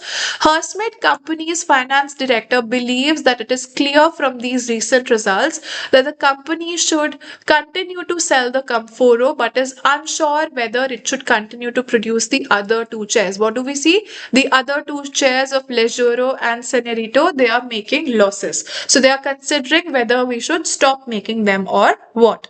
So we have received a quotation from Hampar Company. Hersmith Company's finance director is considering outsourcing the manufacture of some or all of the chairs and has received the following quotation. We can buy these chairs from outside as these prices.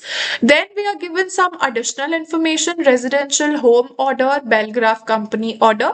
So Hersmith Company has received a bulk order for the Comforo from a large group of residential homes. To be able to meet the order, the company will require additional machine capacity. It could use a machine which it purchased for $80,000 2 years ago, which now has a resale value of $90,000 and a current replacement cost of $120,000. If this machine were used for the manufacture of other products, it could generate an income of $110,000. Then further, Belgraph Company order. Belgraph Company wishes to place a special order for the Serenito chairs, which it plans to use as part of refurbishment of one of its largest offices. Hersmith Company's finance director is considering charging a minimum price for this order in order to gain business from Belgraph Company. He believes that satisfactorily fulfilling the order will result in further more profitable orders in the future. So this is what the case study is telling us. Um, okay, let me try and see if I can zoom in a little bit.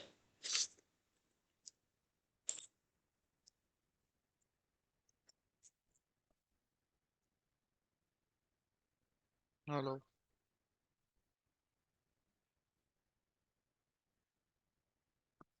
Okay, so is it becoming better now? I'm making it a little bigger. Can you people read the question now? Yes. Okay, great. So the very first thing which we have to answer basis this case study, question number one is asking you, based on the recent results provided, which, if any, of the chairs should Hersmith Company cease to produce? So which are the things that we should stop producing? Have a look over here, consider the relevant costs, and then let me know what we should start or what should we stop producing now. Think of your answers very carefully.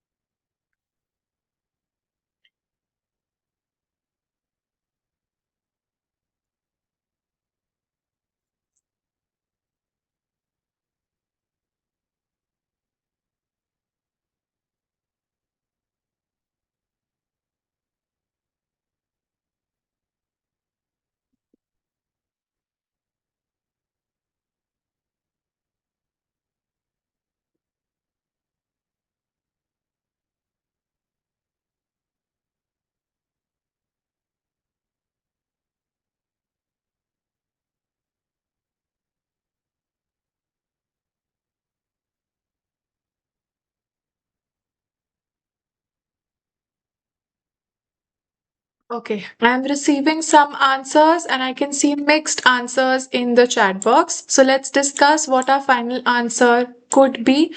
What is the thing that we should be shutting down? So, whenever we are taking the decision to shut down anything, do we consider everything or do we consider only the relevant costs, guys? Only relevant. Only the relevant costs. So, what are the things that we should consider? Revenue, we should consider, variable costs, we should consider.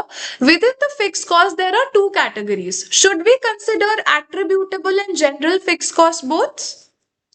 Or neither of Mm, them or one of them? only attributable. Yes, we should only be considering the attributable fixed cost. Why? Attributable means the word itself means it is directly related to the product. So if you stop making the product, you will also save the direct related cost. And the general cost is something which is not specific. It will still happen even if you stop to make the product. So if you have a look over here for all of the products that we are given with, firstly, if we talk about Comforo. So for Comforo, you get a positive revenue of 4500. From that you have to spend 1800 as contribution, and further 1000 goes away as the attributable fixed cost. Can you tell me how much is the relevant cost of profit for Comforo?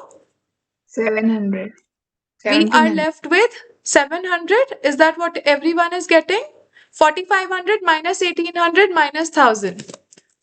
1700. 1700 worth of profit you will be left with for Comforo. Then same working we will do for Leisure also. So 1700 minus 900 minus 900. So what do you get over here? 100 loss. It's Negative. a negative 100. So minus 100. And then for S chair, what is the S chair? 1200 is the revenue, 700 is the variable cost, 400 is the attributable fixed cost. So what do you get over here? It will be $100 Positive positive. 100. So that Yes. means which product we should be closing? Lizardo. Only the L or the Leggero chair. So which option we will select? We will select option A as our answer. Right? Now moving forward towards question number 2. Here is question 2 in front of you. Which of the following, if any, would be valid reasons for Hershmit company to continue to manufacture a chair Assalamualaikum. which has budgeted to make a loss?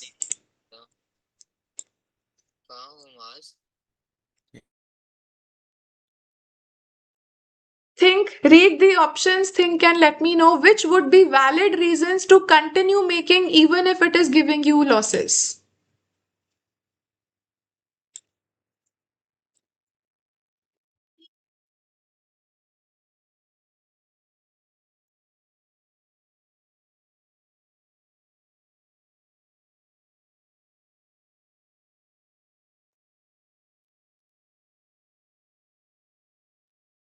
Okay. Ma'am, only two. All right. Selling the chair.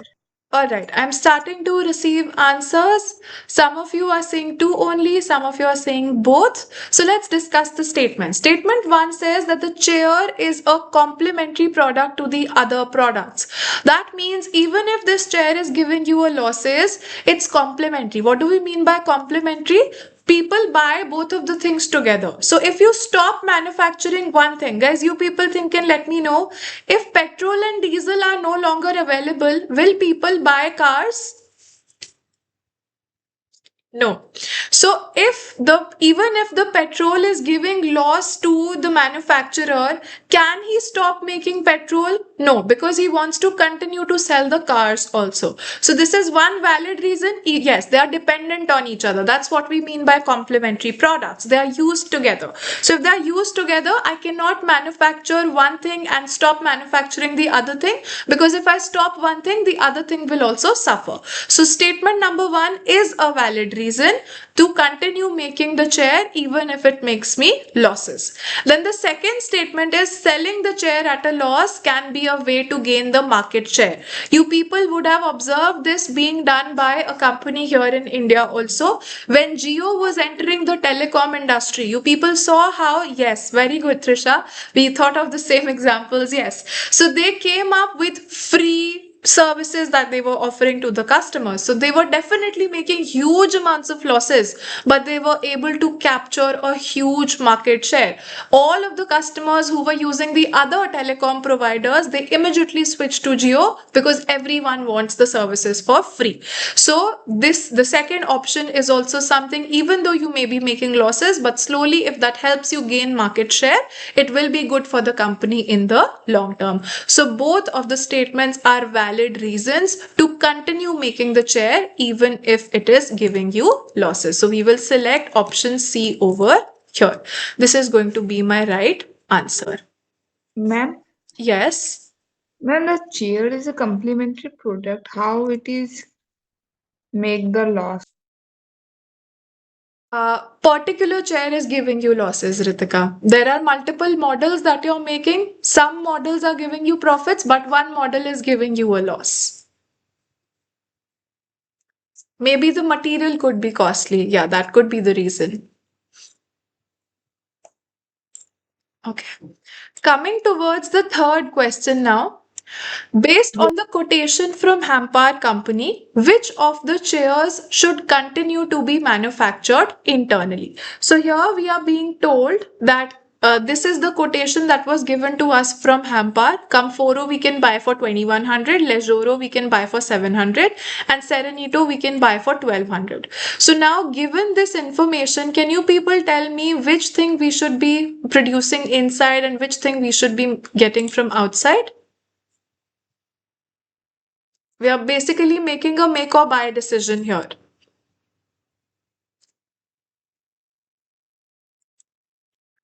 Whenever you people have two options, make it on your own or buy it from outside. What do you do? Yes, right, Shayan. You will have to compare it with your costs. So I'll just try to make it a little bit smaller so that you can see the things in one go. The quotation from Comforo is 2100, 700, and 1200.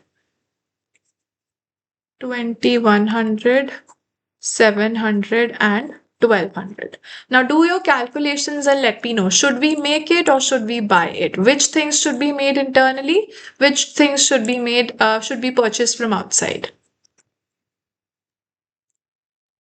ma'am, Lizuro we will buy from the external, Okay. and first and third one we will make internally. Okay.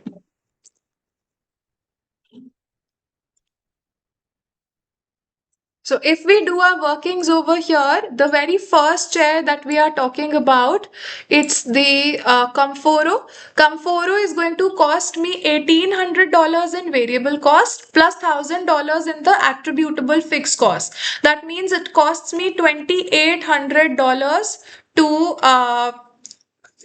to manufacture internally, and this is what I can purchase from outside.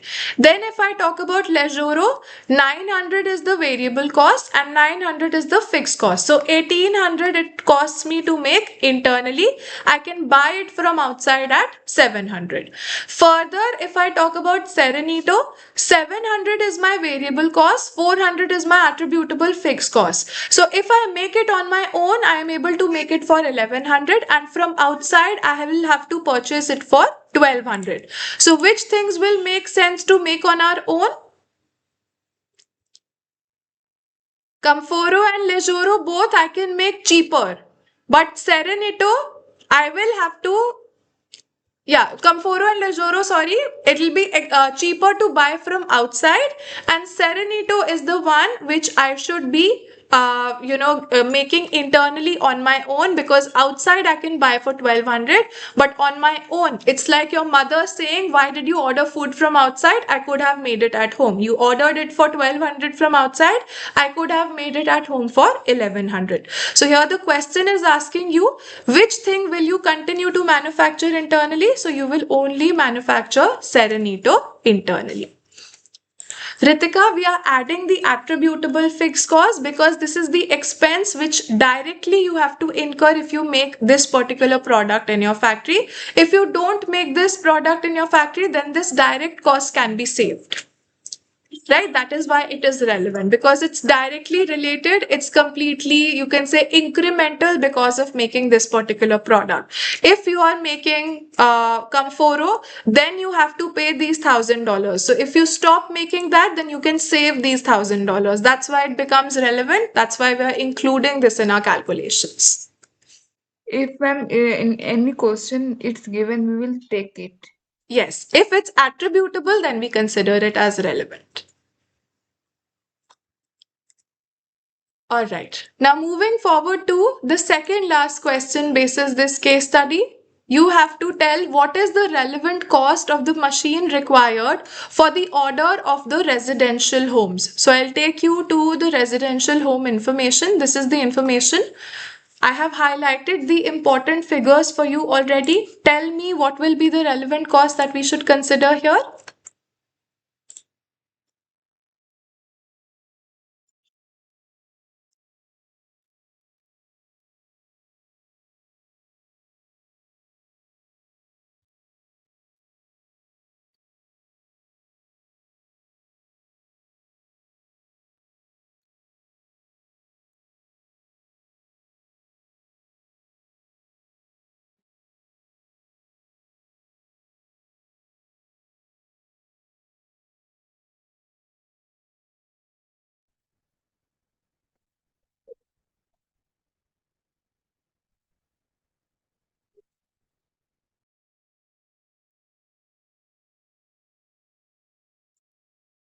Okay, I'm getting variety of answers. Let's discuss this together.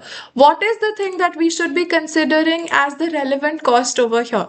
So first of all, you people read and let me know the $80,000 which is our purchase cost. Will this be relevant? No, ma'am, it is sunk It cost. is sunk cost. We never consider the sunk cost to be relevant. Absolutely right. Now we are left with three more numbers that are given to us. What are the three options that I have with me right now?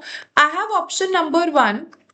I can either use it in my company and generate an income of 110,000, or I can get another machine which is going to cost me $120,000, or I have one more option that I can sell this machine for 90,000 in the market. First of all, you people think and let me know, will I want to get $90,000 if I can generate an income of 110,000 by using the machine?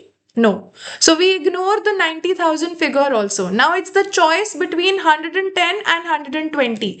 As a company, which cost would you people like to incur for using the machine? Would you want to lose out on $110,000 in one place, or would you want to spend $120,000 to get the same machine?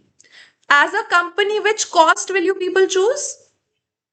One, It will be the please. lesser cost always. So your One lakh, relevant please. cost is going to be $110,000. This is what you people will enter over here. Okay.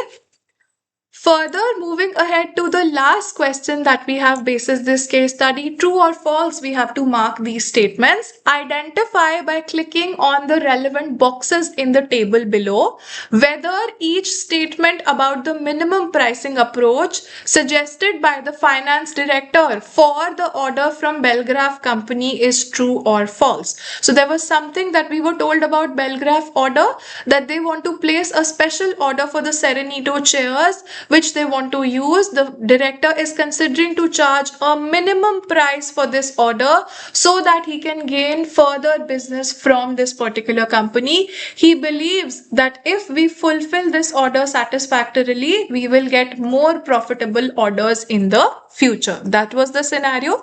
Now we have to answer whether the statements are true or false. So here guys, we have to be extremely very careful. Why? Because even if my two answers are correct and only one statement I have marked incorrectly, will I get any marks for that? No. That means I have to give a bang on three statements to be correctly answered. The first statement tells you the cost which the minimum price should cover are incremental costs and opportunity costs only. What do you people think about this statement? When we are thinking about a one-off contract, what all should we consider for the minimum costs? Yes, variable cost, that will be the incremental cost, and contribution foregone. You can also call it as your opportunity cost. So, what do you say? Gross Is this statement contribution. true or false? This True. statement is true. Absolutely right. Then let's talk about the second statement. Second statement is it can lead to the product's perceived value in the market being eroded. What do we mean by eroded? Losing out on value. So if you are pricing the product to be extremely cheap, just the minimum price that you can charge, do you think that it's possible that people will start to take this product for granted? They will think that the value is lesser for this product? True or Yes, true. false? This is also true. If you're selling something for very cheap, it's conceived as the quality could be low quality. So people will not value the product as much as they would otherwise do if you charge a full price with a profit margin. Now, coming to the last statement, the price can be easily raised on subsequent orders without affecting customer retention. What do you people think about this one? True or false? Yes, absolutely right, Trisha. If I give a particular rate to my customers right now, the next time also they would expect me to use the same rate which I had used earlier. So increasing the prices will become difficult.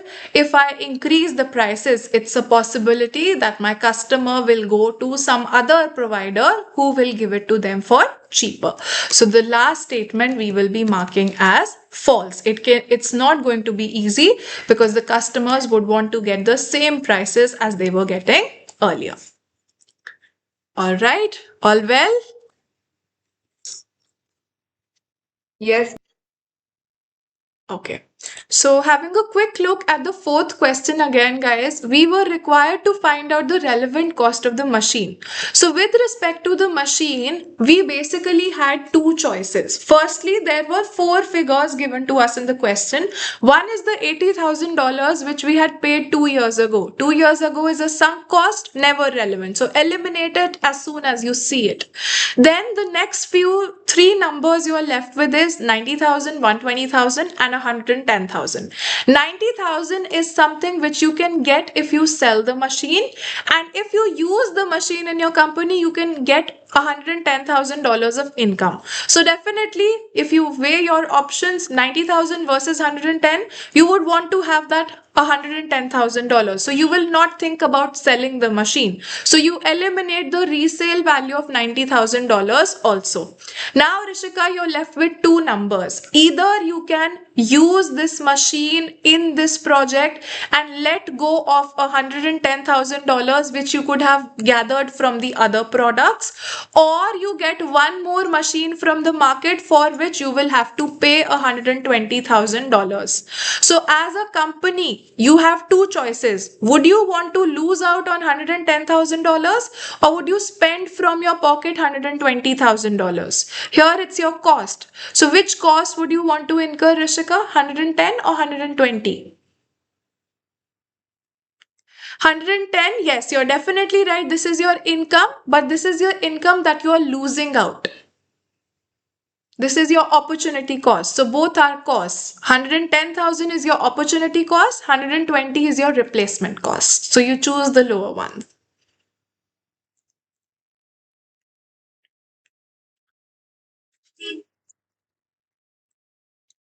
All right. The third statement is basically telling you that the price can be raised easily on the next order. So the director was thinking, right now we will charge a very cheap price from them so that the next time they come back to us, we can charge higher prices. But will it be very easy to charge higher prices? Let's suppose today I sell you something 50 rupees per unit just so that you become a customer of mine. Now you liked my products and you come back to me. So now if I tell you that I would charge $60 per unit, would you want to buy that from me, Soumya? Would you very easily be willing to spend $60 which you had earlier purchased from me for $50 per unit? No. So this is what the statement is saying, that it can be very easy to increase the prices without affecting the number of customers who stay with you. So it will not be easy. That is why we are marking this statement as false. Okay. The second statement is it can lead to the product's perceived value in the market being eroded. So this basically means perceived value means what people think about you. So if you are selling some products for cheaper, that means the bare minimum price that you are charging. So you're selling something for very cheap. What do you people think about cheap products? Will they come with a very good quality? No, the cheap products do not come with a good quality. So even if the quality is good, people will think that the value of the product is not so much. So you will undervalue your product. The value of your product will be eroded. That means it will be spoiled. It will be lesser. It will be lesser than it what should be. Okay. So just the last two questions that I have for you people for today. Give me just one moment while I switch my screen.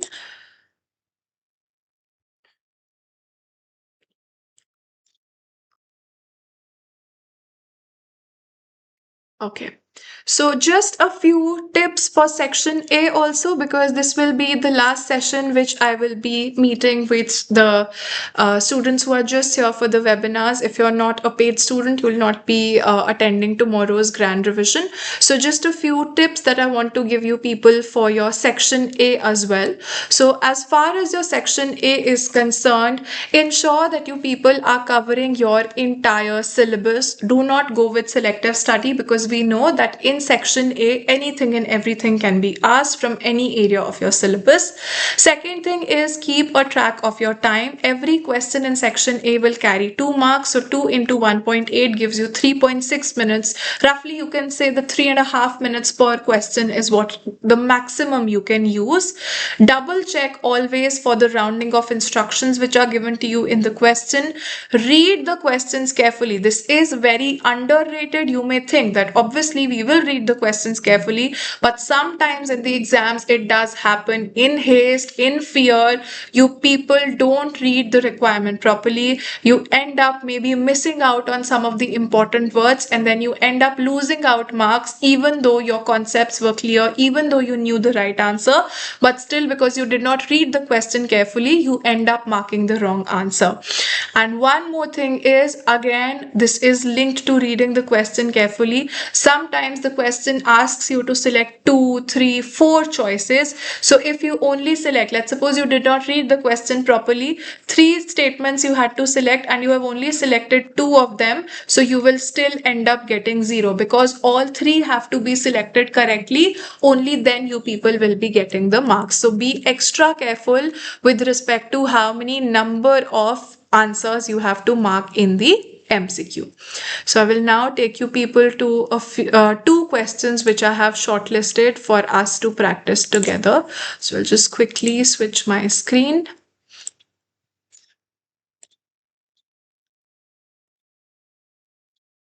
All right, have a look over here. This is one question that we will practice. The following figures and ratios relate to Baringo Company. What is the carrying value of Baringo Company's equity is what we have to calculate. Currently, they have no short-term borrowings, and this is the information which has been given to us. Take a minute, think about the answer, and then we will discuss it together.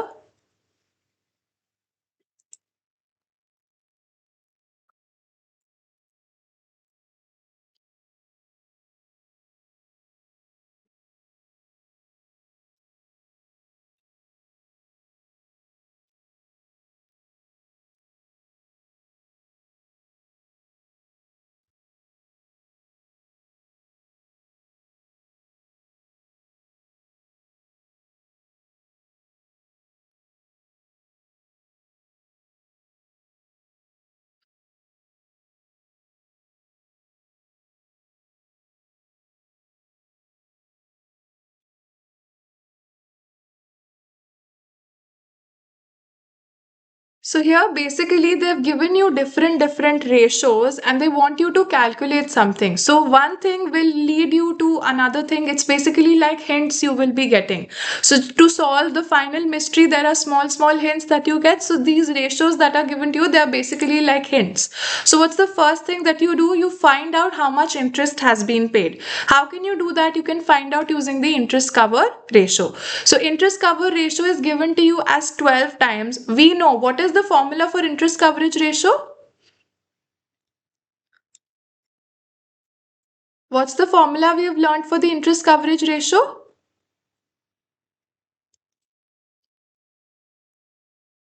Yes, it's the PBIT upon interest. So we know that the PBIT has been given to us, operating profit has been given as $6 million.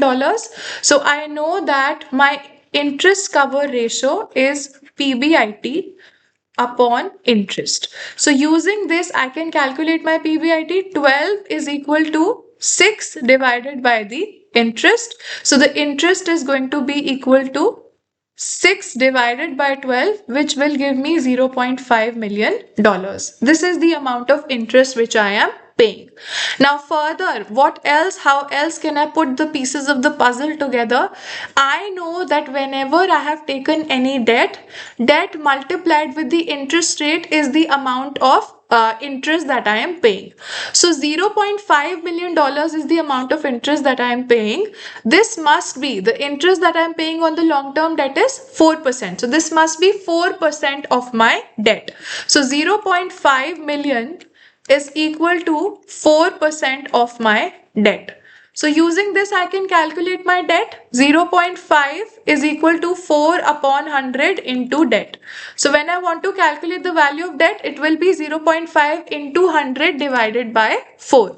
How much will you get? Can you calculate and let me know?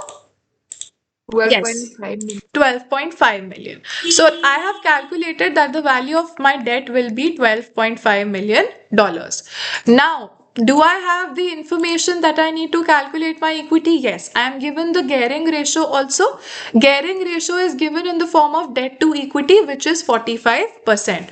So that means 12.5% divided by equity is equal to 45 upon 100. So now I can use this number to calculate my value of equity. So value of equity will be, equity is here in the denominator, 1 upon equity is equal to 45 upon 100, and here 12.5 is in multiplication, here it will come under division, divided by 12.5. So here when you calculate 1 upon equity, you can reverse it. How much will you get?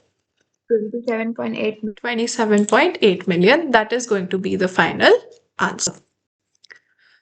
Right, are you all with me? Should we head to the last question for the day? Yes.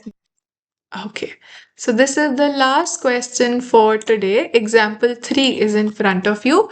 Which of the following statements relating to full cost plus pricing are true? So this comes from your pricing part of the syllabus. Full cost plus pricing means we are charging fixed cost plus the variable cost along with some of the profit margin. So the first statement says that this pricing method will allow the business to set a low initial price to gain the market share. Do you think this is true with respect to full cost plus pricing? No. No. Which is this true for? What statement or what kind of pricing does the statement correspond to? Option 2 is Yes. correct. This A. is your penetration pricing. Penetration pricing is where we set a low price initially so that we gain the market share. So one has to be eliminated. Now let's come to the second one. It is a suitable pricing method for usage by the retail organizations. What do you guys think about this one? Yes, correct. How many of you say that this is correct? What do we mean by retail organizations? Retail organizations are the retailers who are selling to customers like you and me. Yes, so they want to cover their costs. Absolutely. They're producing a wide variety and range of products. So it's very simple for them to use. It will be because they're producing so many different items, it will be something that they can conveniently use and their full costs will be covered. So this is true. Let's talk about the last statement also. This pricing method will allow the business to maximize the profits from the sale of the products. What do you people think about this statement? No, ma'am, not true, ma'am. Why not true? We not maximize the profit. It's not necessary that this will maximize the profits. Why? Which pricing helps you maximize your profits? Do you guys remember? Yes, it's the MCMR approach, the economist model, where we are dealing with the prices as per the demand. So the third statement also has to be eliminated. With the elimination method also, I know that both this is not possible, this is not possible, option B is also not possible. That means option A has to be my final answer. All right, guys. So this is what I had in agenda for today's session. I'll go back, and if you people have any of the last closing queries, you can let me know about that, and then we are going to call it a day.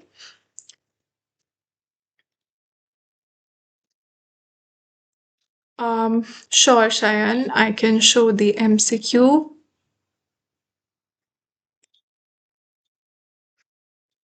These are all from the examiner reports. So in case you people want to refer back to them, you can open the latest examiner report. You're very welcome, Krishiv and Trisha. I hope that this session was helpful for you all. Is Mm-hmm. relevant costing tested in section C? Yes, Neha, sometimes it can be tested. We have to be prepared for everything in the PM paper. Ma'am, what can come in section C? Which topic is mostly like Anything and everything, Ritika. It's not predictable in the PM paper, as I was telling you people yesterday also. Yes, I will be sharing the planner over the WhatsApp group. How many questions of balance scorecard and building block model you need to practice? As many as you can. The more the merrier. More the better. Thank you, ma'am. You're most welcome, guys. I wish you all the very best for your PM paper. In case you are interested in the revision course, you can reach out to me. I'll be happy to help you out. Yes. All right, guys. Thank Thank you, ma'am. you. All the best. Bye bye. Recording stopped.